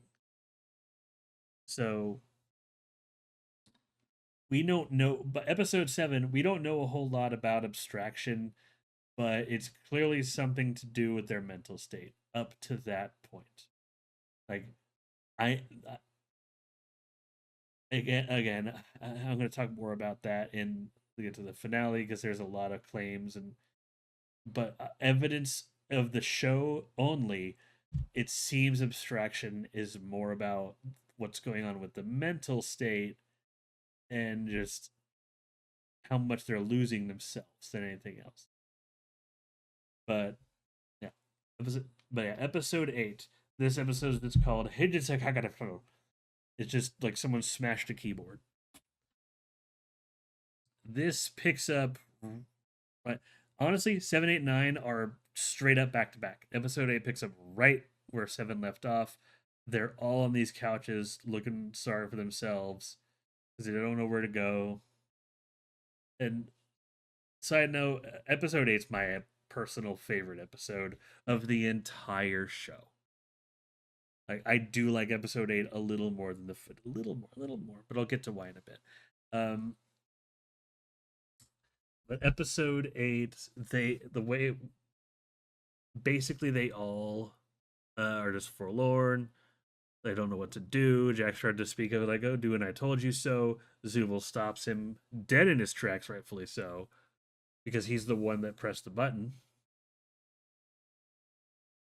And it does lead to a conversation that they don't want to hear, but Pomni kind of directs that they need to consider the possibility they're not going to leave.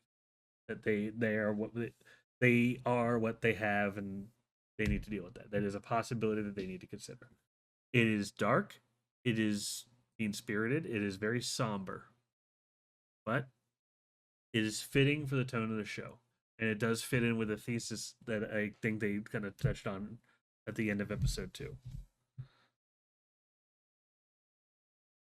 And they do consider that. They do kind of talk about things. They do go through everything, but in the background of them trying to do this, Kane is kind of having his own episode because the way episode eight actually starts is we see um, these two dots, the red and the blue dots, which this is confirmed uh, from from the creators that they represent like a generative AI.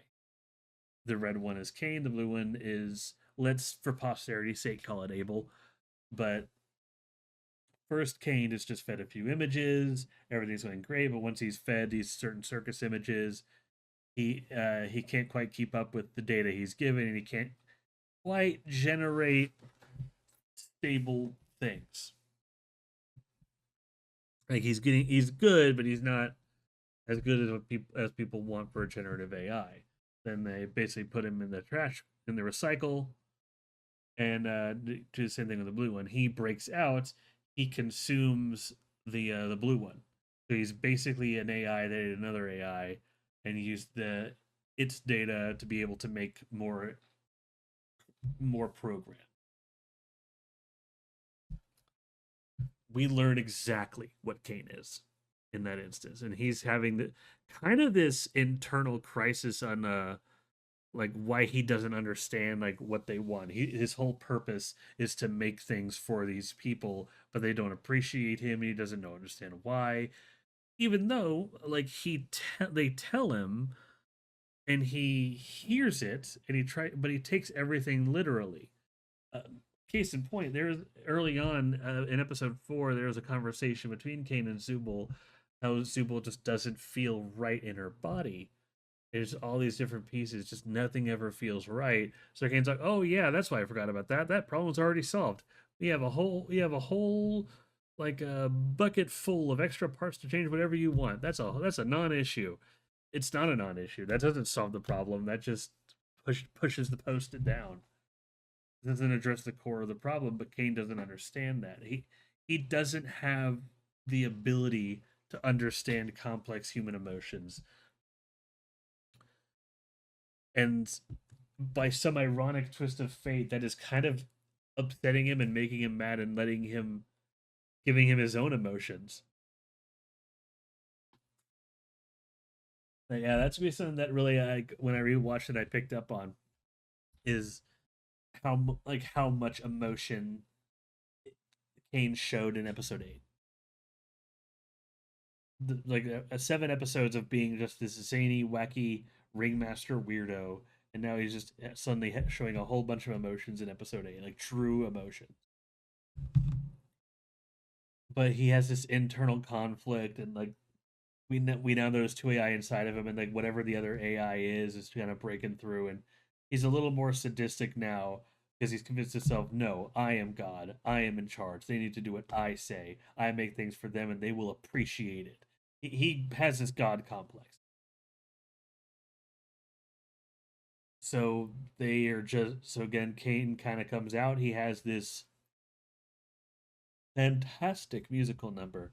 You should absolutely watch it. Like, oh, for the last 3 episodes alone, this show is worth it if you haven't watched it. But he has this musical number, kind of runs them through an adventure. We don't see the adventure because, quite frankly, it's not important. What's important is like they basically come back mangled and tattered, and he's just like, "Oh man, y'all didn't solve it fast enough. What are you, stupid?" And like, and he tries to go think of another one, and immediately they try to like, they're just dealing with this worse reality. They try to find a way to deal with it, and when everything's lost, and Kane's pulling them aside one by one. Eventually, they're all in this cafe. Pomni puts a bucket on Kinger's head, and it was like, just give me a second. And eventually, like the darkness of the bucket just kind of sets in. It takes a minute because it's only a bucket; it's not a dark room. And and Kinger is up to his senses, so he's able to talk to everybody. Zubul, Gangle, and Jack's like, what's happening?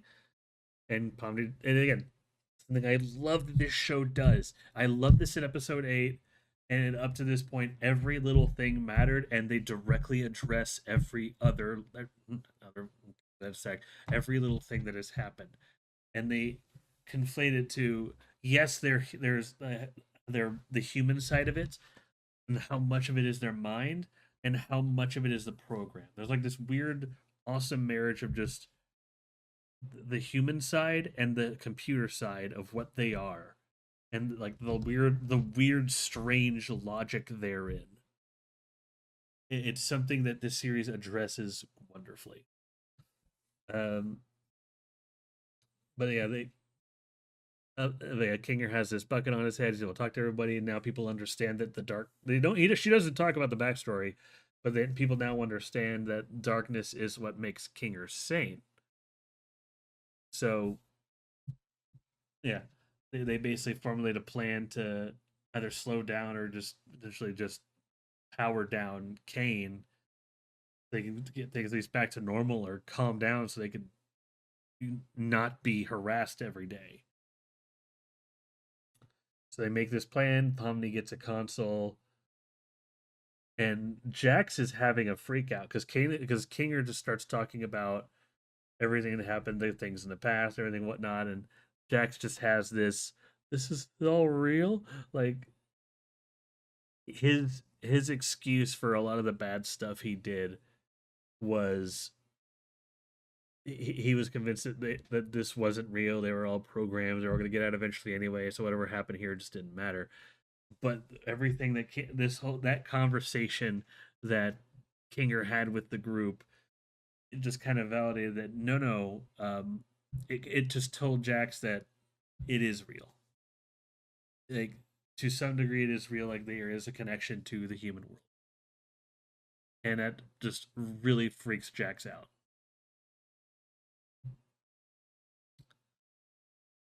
Cue this awesome scene, and I know I said spoilers, but I'll tell you the gist.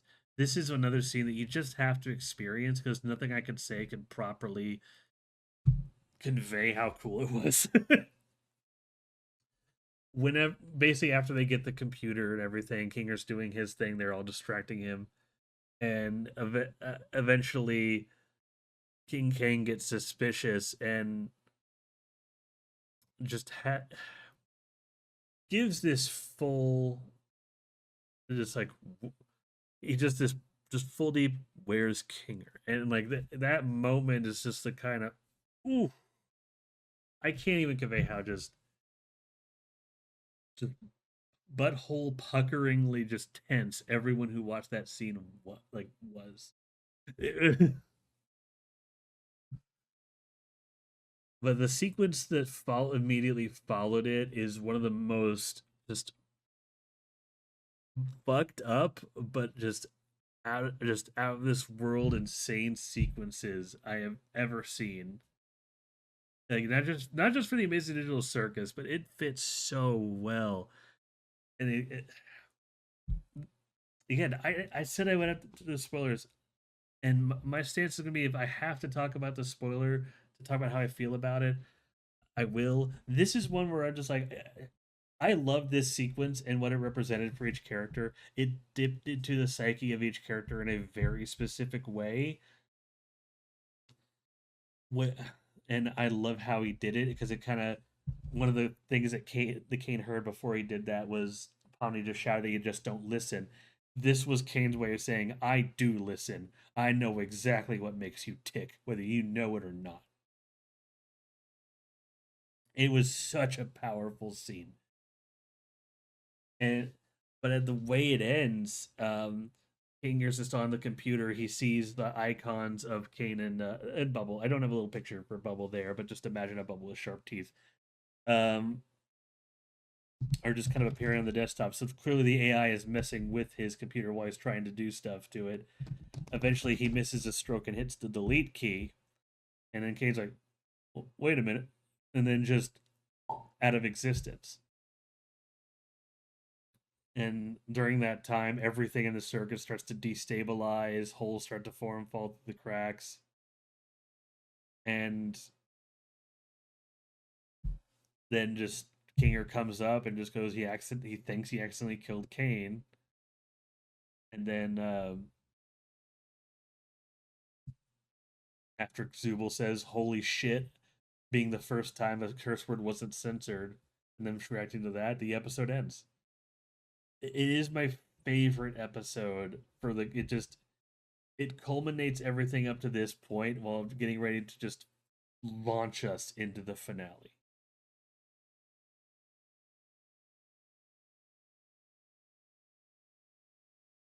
Uh, love episode 8.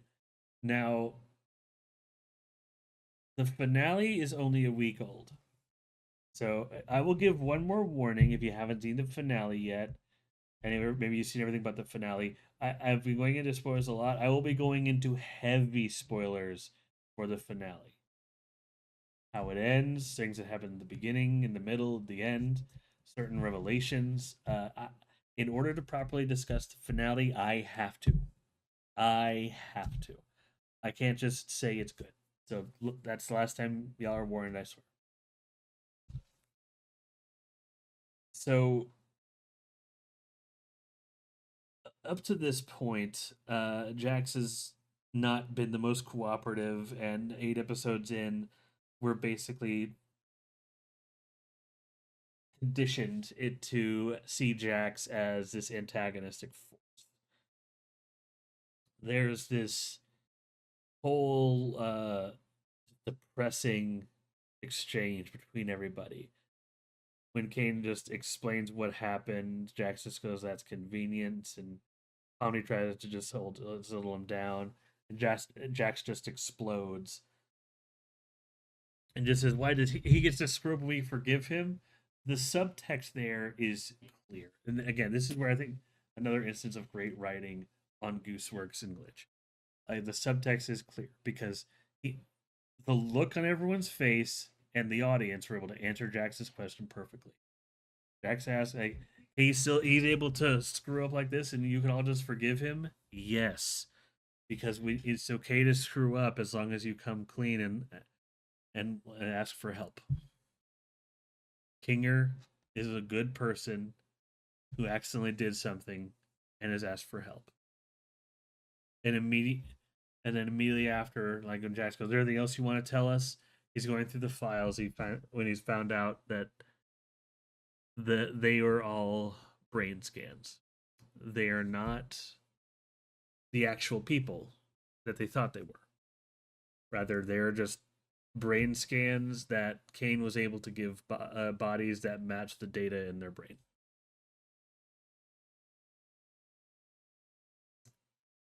And that is that is like a soma level of just existential realization.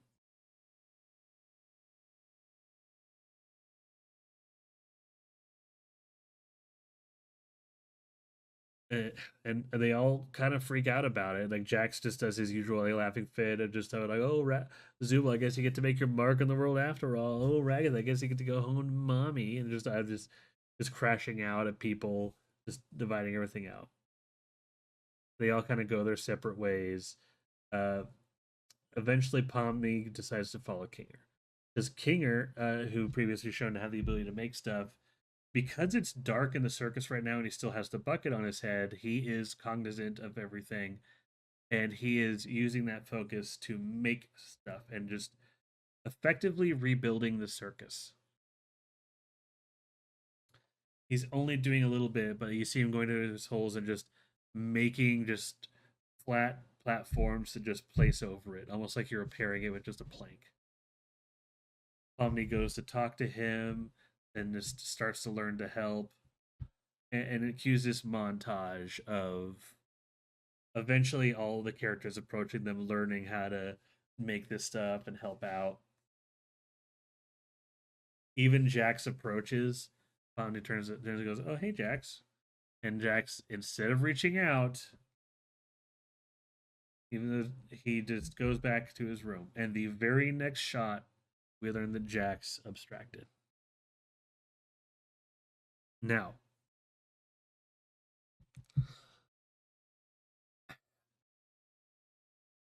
a lot of people have. I want to get this clear before I start talking about the next section of the finale.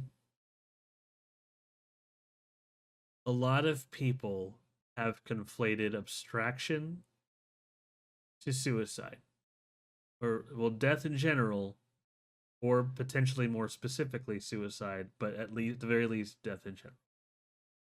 I think there is some case for that. However, I think there's more case for something that's a little more vague and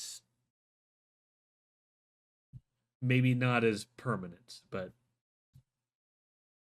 the evidence to that most to me mostly comes later in this episode. Um,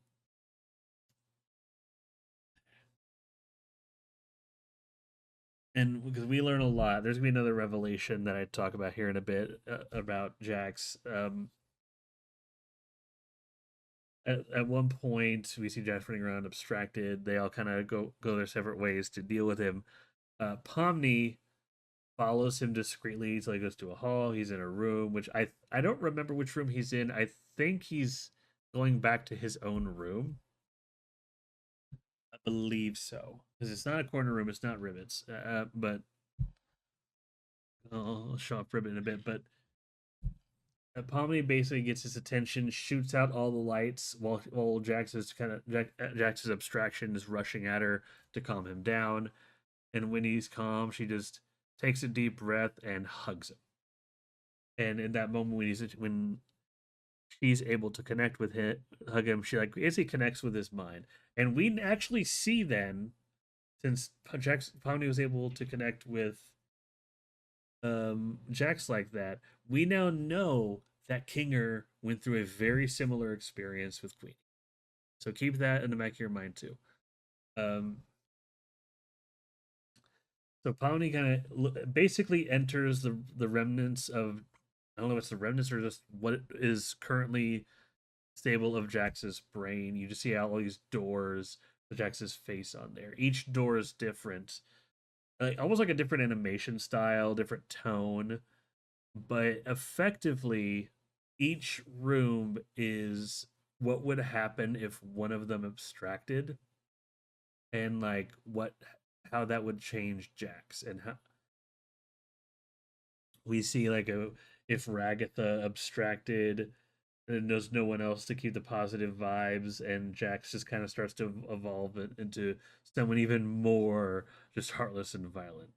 If Gangle, or if Zubul were to abstract, there's then there's no one really to be a challenge of the status quo, and no one to really challenge Jax, and he's kind of able to be the de facto leader of the group, while kind of manipulating everyone and just basically taking this abusive relationship vibe with Gangle, weirdly enough. But everything's played for this cartoonish degree. And when if Zubul die, or no, if Gangle dies, it just everything becomes less serious.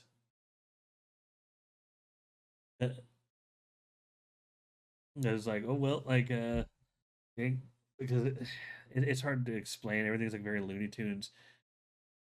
But there's one door in particular that's closed off, and it's pretty easy to assume that's Pomni. We never go in it, but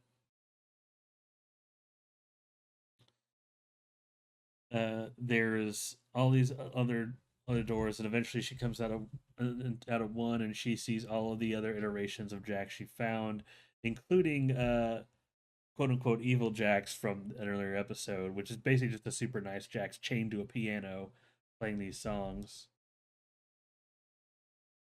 and all the mean Jacks are just berating Pomni and just playing poker, doing their thing, just just talking shit on the good Jacks for every chance they get. Eventually, they hear the slightest noise from the sealed room, and all of them just panic, stand up, dead eyed, and just shut up. There's like this. There's clearly something he's hiding, but eventually, just Pomni relents, just throws chairs at him. They start to disappear. The nice part of Jax just. I know I'm basically going through the whole episode, but seriously, watch it. It gives her the key, um, and he ends up talking to Jack. Now, up to that point, I want to say like Pomni is digging through Jax's mind to a degree. So clearly, with this is going to be coming for here in a bit of a discussion, but clearly we know that abstracted people have something of them within them. It, so that's a fact that we know, and we only know that darkness calms them down, bright light agitates them. Now, Pomni opens this other door given to her, and the whole next section is a flashback. We learn basically all the events of the circus prior with two certain characters. You got Kaufmo and you got Ribbit. Like all these two in the circus, and basically what they do in this flashback, we just kind of learned the relationship between Kaufmo, Jax, and Ribbit, and it was actually they were tight. When Jax kind of appeared in the circus, he didn't know what to think. He was panicking like everyone else, and then just developed this long-standing friendship with Ribbit and Kaufmo. But through, there's no way around it. At some point after an adventure, Ribbit and Jax they sit down somewhere and they have this heart to heart where Ribbit kind of tells Jax a lot about herself and her own religious trauma and encourages Jax to open up. And Jax does. We do get to see what it's like for Jax to open up and talk about his past. And we understand why it's the way he is. I want to make this clear. I empathize with Jax. I empathize with what he's been through and what he did.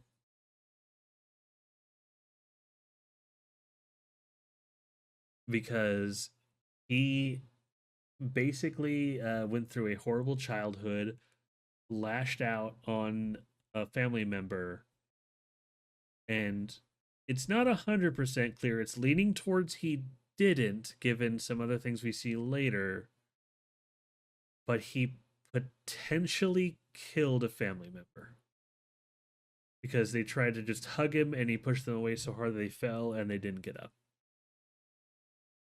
And it's just all these years of just trauma. But every time during the conversation, the way he's talking about just how he wasn't man enough or just wanted to be more of a man and just no one could accept him for who he was. And there is a scene after he opens up and Jax is like, "Were you overshared?" Ruben's like, "No, you didn't." And she puts a bow on Jax's ears, like, "Your secret's safe with me." And Jax blushes. Now, pause real quick Actually, you know, I'll talk about this here after the next scene. They basically go over because after that there is a knock on the door from Kaufmo that sends Jax into panic mode again, where he's just like, "Hey, if you tell anyone, I won't speak to you again." Great, great. And the next moments of the flashback are Jax is regretting himself and just treating Ribbit like garbage.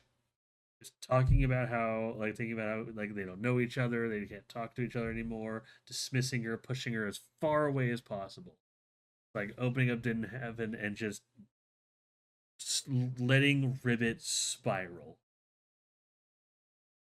not doing anything about it, just watching her spiral and not caring. Eventually leading to Ribbit abstracting, eventually leading to Kaufmo abstracting. And then we get to see the events of the circus through Jax's eyes, including a little extra scene of him regretting, which I believe is after um, the everything. It's either at the end of episode 5 or at the end of episode 6. It's hard to say. I'm leaning more towards episode 6, where he has a bowling ball and he's like, "You're not looking too good." But you see he still regrets this stuff. And then Pomni basically encounters the real Jax, just sitting in darkness within his own mind, uh, just lamenting himself. And Pomni starts going up to him to talk to him, and Jack's like, "Why are you here? You shouldn't be here." And they have a true heart to heart, where Jack's just talking about, like, it doesn't, you don't know everything now. I don't want to go. Like I like Jack's being honest, and for how I feel about Jax, I just gotta say the voice actor for Jax is phenomenal, because the way he just goes, like, you weren't supposed to love me, like, everything in this during this monologue in this sign is a tearjerker. No matter how I feel about Jax, it is done phenomenal. That's gonna be my word to describe this. Phenomenal. It's not just amazing; it's phenomenal. But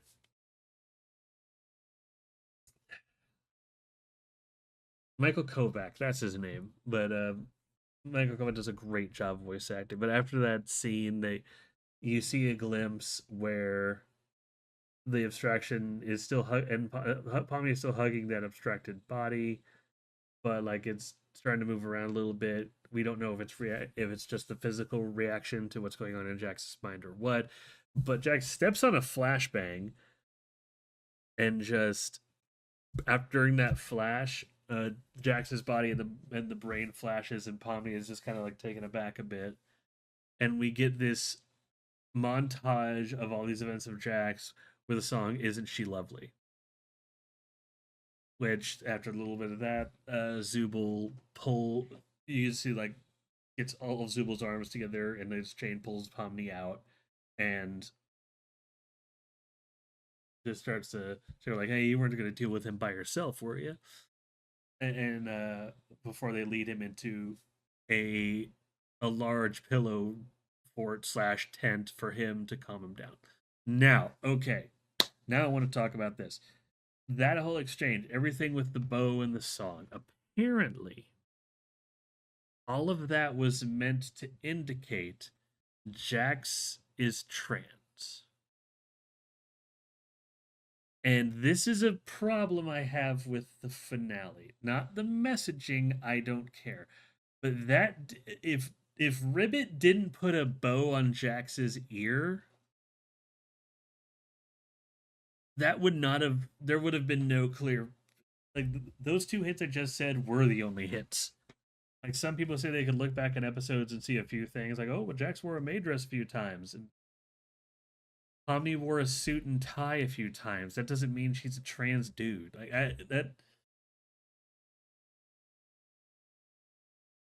like, they're very just non-answers. But the big problem with the finale is, like, these payoff sections and how they want to convey them, the symbolism involved. It's never made clear. I I, I don't know if that's a writing thing. I don't know if that's an editing thing.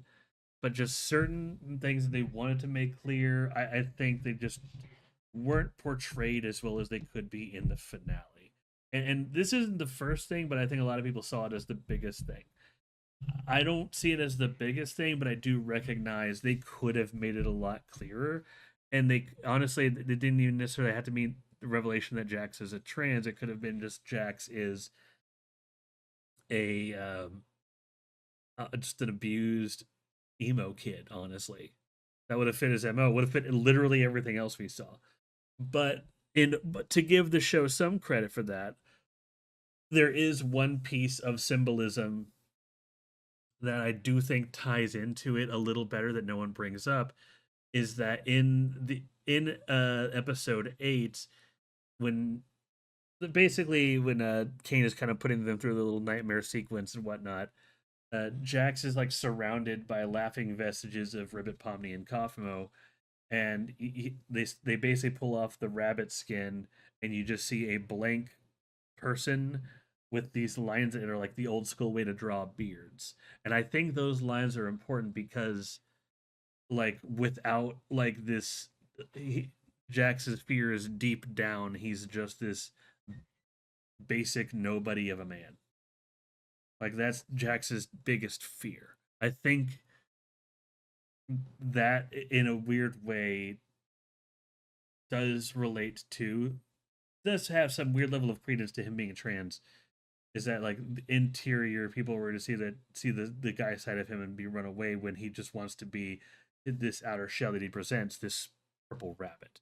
I think that is the best hint of being trans. No one I've seen bring it up though, and the show could have like portrayed it a little bit better. And I don't know, maybe a few more subtle hints, maybe something more in that flashback. It's hard to say what they could have done, but this isn't a show ruiner. This is just indicative of a larger problem that does come up late more in the finale, and ultimately why I like episode 8 just a smidgen more is there's these moments that don't quite pay off or pan out in the way, because after they happen I have to think about what I saw, and then just like, oh, that's what they were trying to do.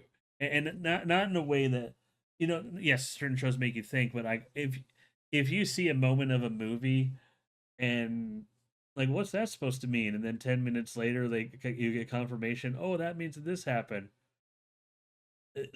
My reaction should be, wait, really? That's what they were going for? At no point should that be my reaction to anything in the circus, but it was. Unfortunately, it was.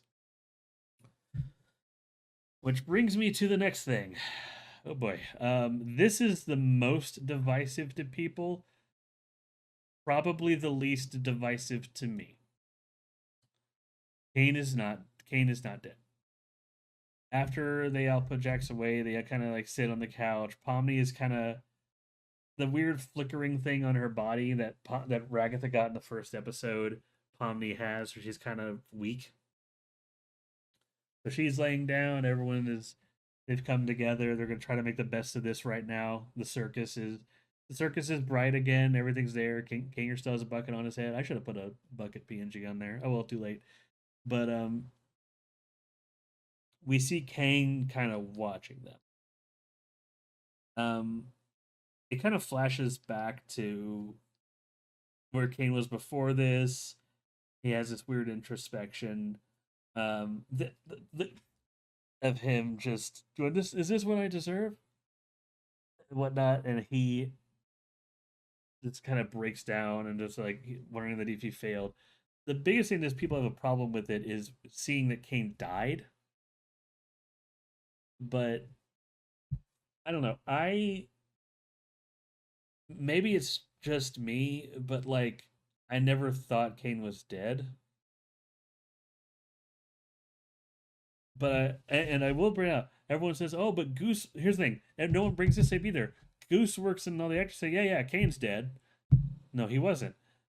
Like, this is going to be important in a bit, but just because the creator claims something, just because behind the scenes they say something, doesn't mean it's true.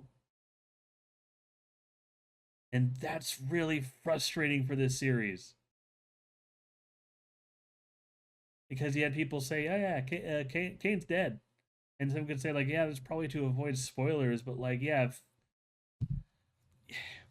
if, I'll get to that when I get to the very very end. But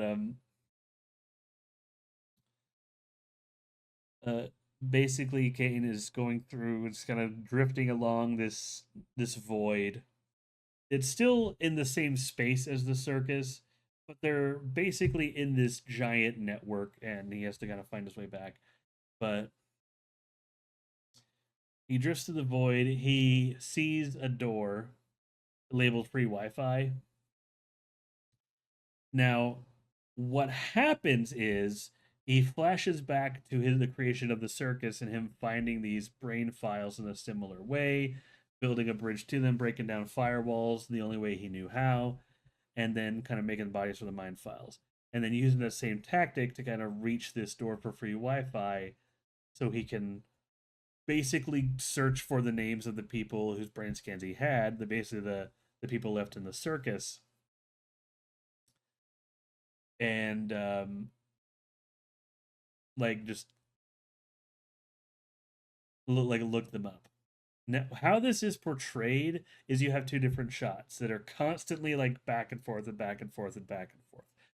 And sometimes it is Kane in just like in this 3D mode, pulling out these names, looking at everything, and and just kind of like searching for them when he came through. And sometimes it is just the red dot, just doing these weird little arms and pulling other names out.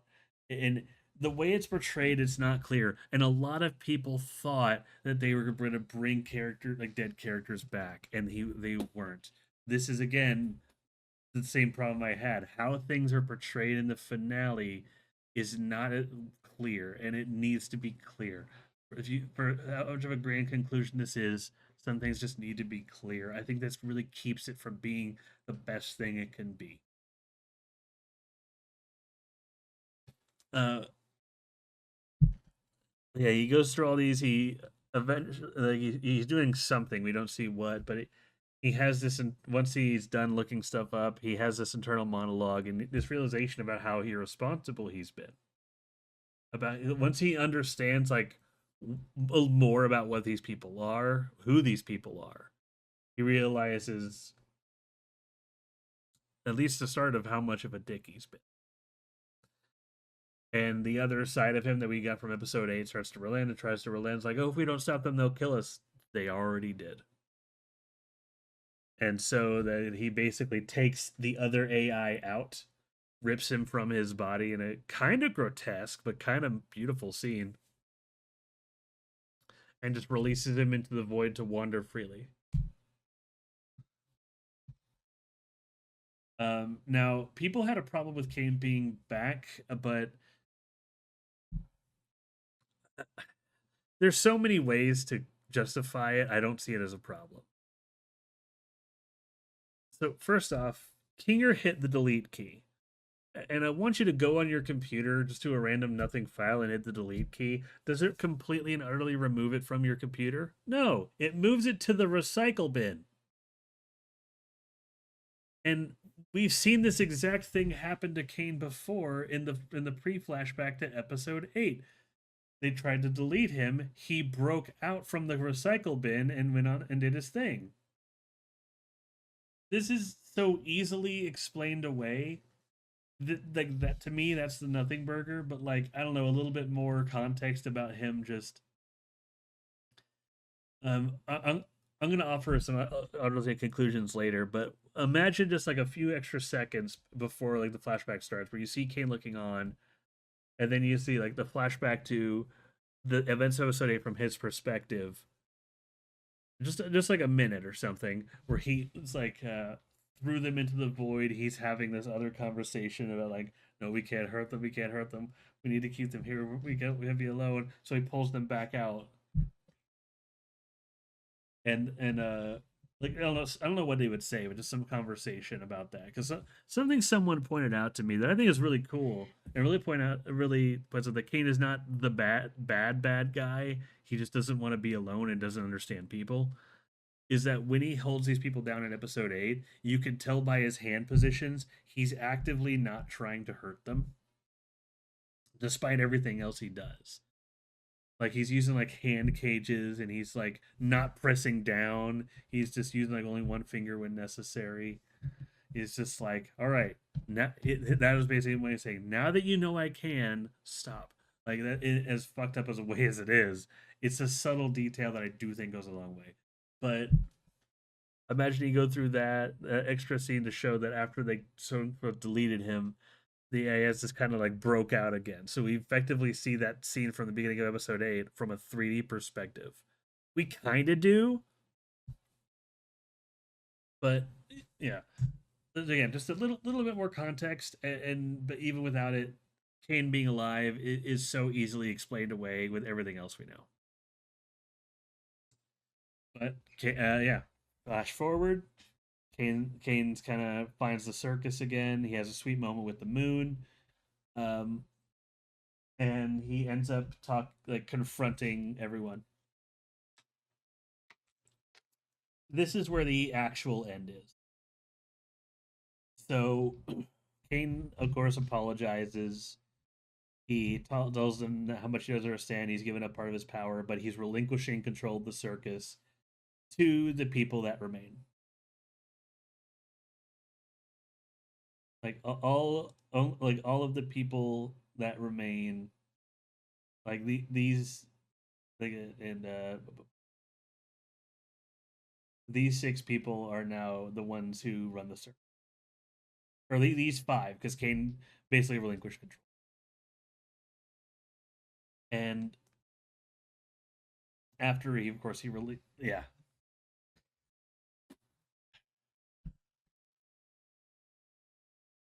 I am not making good time, but it's okay. Like this is, like I said, this would be a long one. I knew it was. I wanted to talk about that. But after he relinquished control, he kind of went through the lives of the people with them, and just it kind of gave them all closure. It was, I think that was a great scene. But when he came back, to kind of speed run the ending a bit, he comes back as the bit of a closure, and then they take it everything. And there's a montage of scenes of them kind of continuing their thing, and they realize that life does kind of move on. They are all going to be okay. Kane is based no longer floating around; he's just walking with them at this point. But and that's basically where it ends. It's that this purgatory is as much of a heaven or hell as you make it, and they've decided to make it a heaven together. They decided to make this digital circus amazing. Now, let me put everyone back up there. The Some people didn't like the Jack stuff. Weren't clear on that. Some people didn't like the Can stuff. They're on back. Are back. The part that gets me is the the lack of clarity on abstraction. Gooseworks has confirmed that Jax is gone, but again, there's the whole Kinger stuff, and you could easily say, "Oh, maybe they were just trying to hide spoilers for the finale." The problem with that is they've already teased. There's not necessarily going to be season 2. There is going to be other digital circus shorts and other stuff that may or may not happen in the future that they're open to continuing. So I can't believe anything they fucking said if they have other stuff down the pipeline. I'm sorry. And I know it's easy to conflate abstraction to this to death, but again, Jax drove Kaufmo and Ribbit to suicide. And we learned from episode 7 that the whole reason the first person abstracted is because Kane did something to their brain scans, to their mental code. So I, we have very supplementary knowledge on what abstraction is, but it seems to be more about the basically losing your own self within your code. There's some code level to it, and it's not just as simple as death because the abstracted people are still running around. The abstracted people are still there. Some people say, "Oh, that's beautiful." She just like this isn't going to their gravesite and looking at a close friend. This is watching their corpse and having the corpse look back at you and going, "Ah." If you want to get as freaking literal as people like to make it fucking seem, it rubs me the wrong way that everything else in this show is so neatly packed, and they managed to tie in the human element so well, as with the digital element, and then abstraction where they're just supposed to go, no, no, they're dead. That rubs me the wrong way. So, and I'm not saying these people have to come back, but to illustrate my point, to me, this comes back to just how much they portrayed something, and they needed to just elaborate on things further. They needed to refocus. They needed to re-edit. It's a storytelling problem in the finale. To this end, I want to offer two alternative endings. The first one is after Kane comes back, and again, this ending is more like you want to keep the idea that the other people are gone forever, but they address it. That's the big thing. Is Kane comes back at one point? He does. This does happen legitimately in the show. He goes like, "Oh, do you need help with that?" And he points to the tent they're keeping Jax in, and instead of just going no, like what Pomni normally says is no, no, not yet. What option one for an ending is he's like, well, I'd like to. Do you know? Is there a way to help them or bring them back? And that should and prompt a three-way conversation between Pomni, Kane, and Kinger to talk about like, well, we've tried, and I've tried, but once someone is abstracted, just there's not enough of their brain files left to come back to. I'm sorry, like they're still there, and but they're gone. Like we just need some elaboration on what abstraction is and how it affects people, like some level of closure within the show that they're gone. So like I'm at like one ending where like that extra like minute or two conversation between Pomni, Kane, and Kinger, just talking about the abstracted people, just giving them that last bit of closure so the audience doesn't come back and say, yeah, they come back. Option two, and given the other subtext of the show and what they actually say, I'm more a fan of this. And I'm going to borrow this idea because what actually happens is Pomni go like when Pomni asks like, "Hey," when Kane goes, "Hey, need help with that?" Pomni goes, "Well, not yet," and Kane just goes, "Understandable." I think after that, instead of going understandable, um, like Pomni goes, "Not yet," unless you know of a way to help them. Leave it open ended. But this is how I would end it. Leave it open ended. I'm going to partially steal from somebody, but basically, this is also a Kane King or Pomni conversation. Maybe have Zubul chime in on this one, where they go like, "Well, I've like Kane's just like, well, I've never been able to do anything more with what was in the code. I don't know if they're still in there." Then have Pomni confirm, well, no, they are still in there. When I hugged Jax, I I was able to go to see parts of his psyche, so he is in there. And have Kinger confirm that because now we know for sure, considering his experience with Queenie, that he likely went through something similar. And leave on it like a stretch of hope. So we now know that Pomni's just being there is not enough. King or Kane messing with it's not enough. But you have a computer science major, a generative AI, and someone who knows Jax. Between the three of them, they can at least bring Jax back with the hope of others. So basically, it ends with the promise of just like, well, let's live our lives. We'll look into it, see what we can do, and I'm sure if we work together, there's got to be something there together. And then this is the part I'm going to borrow from a user because this is too perfect to me.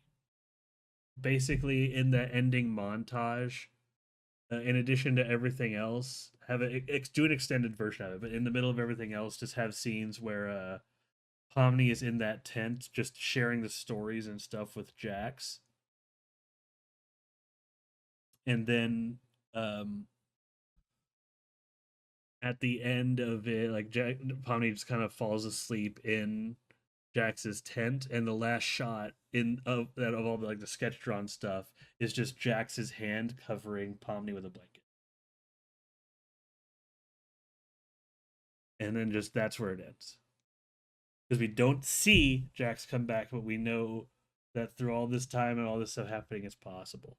Like I think that is too perfect of an ending, and like to some who say that abstraction is just if people don't die in an amazing digital circus and Jax is right, there's no point to anything at all. No, if you're gonna have this nihilistic perspective on abstraction, then you do agree. You're the one who agrees with Jax because you think there's no point of it at all. This purgatory they're in is as much of a hell or heaven as you make it. Their whole point is if you want this world to be better, you have to treat the world better. I can't empathize with Jax because he was given time and time and time and time and time and time again to open up to people, to make up for his mistakes, to do the right thing, and every time he actively chose not to. I can't empathize or like Jax because he is and every time he had the chance to choose, he chose to be a piece of shit. And I'm sorry, he had a sad backstory. I empathize with him as a character, but that doesn't mean I gotta like him. That doesn't mean I gotta forgive him.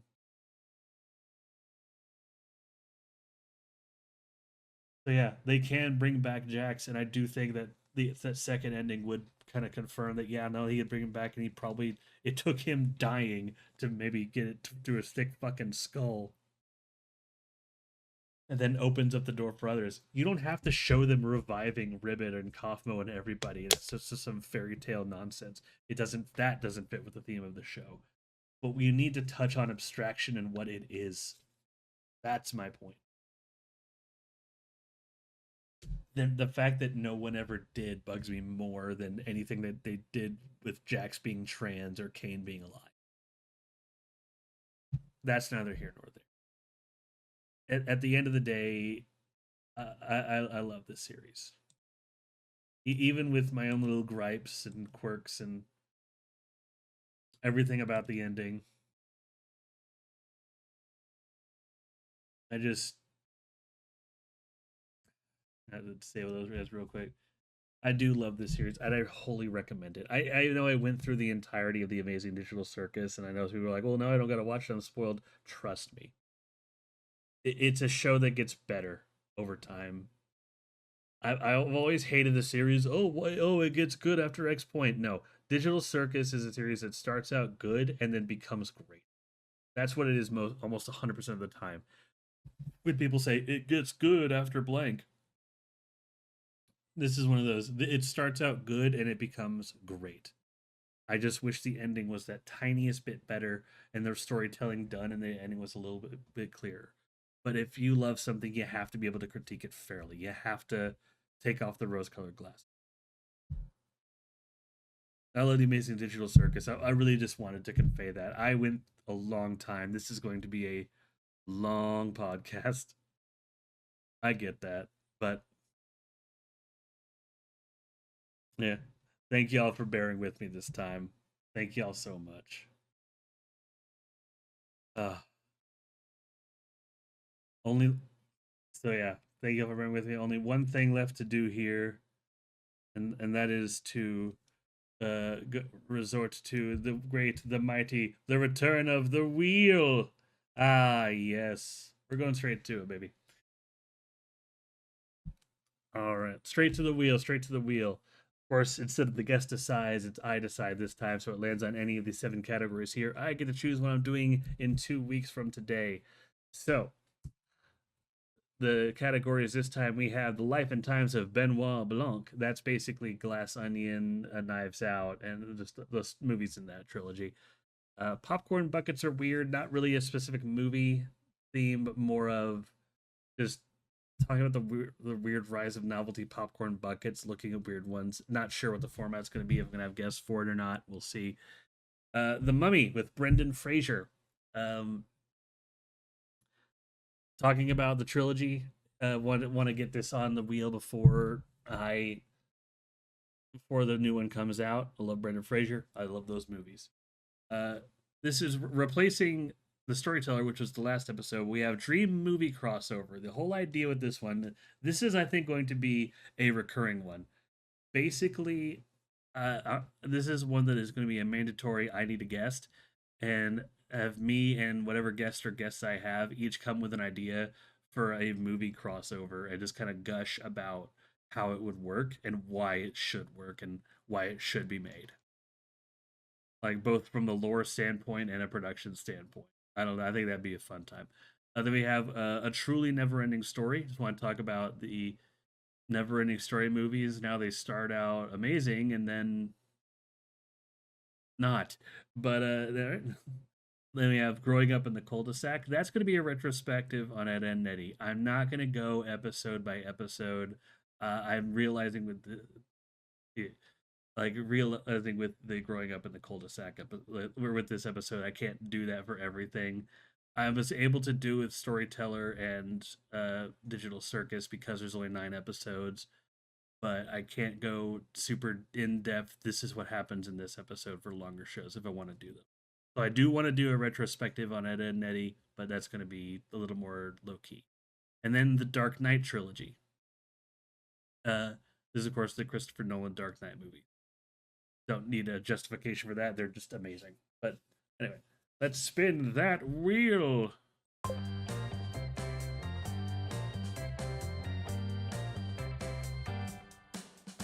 Yes! Yes, I see you. Oh, animation domination, baby. All right, when get that with the announcement of the Cartoon Network stuff, that makes me so happy. Oh, I get to watch the movie again in preparation for this. Oh, that makes me so happy. All right, I'm down. Fucking love this show. I love this show. I love this show. Okay. So yeah, next time, I'm gonna try not to make it as long as this one. It is just gonna be me, and I'm gonna try to get somebody else who is seeing the show to talk about Ed and Eddie with me. Uh,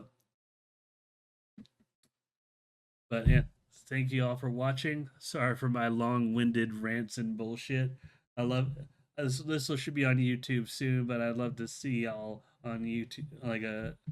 Yeah, I'll see y'all next time. And hey, join if you're watching on YouTube. Join on join the Discord. Yeah, I can talk. I swear, it's just been 2.5 hours, and I'm now coming off this high. But yeah, if you're watching this on YouTube, join the Discord. We can talk about more stuff, pitch topics for the wheel. I will see you all later.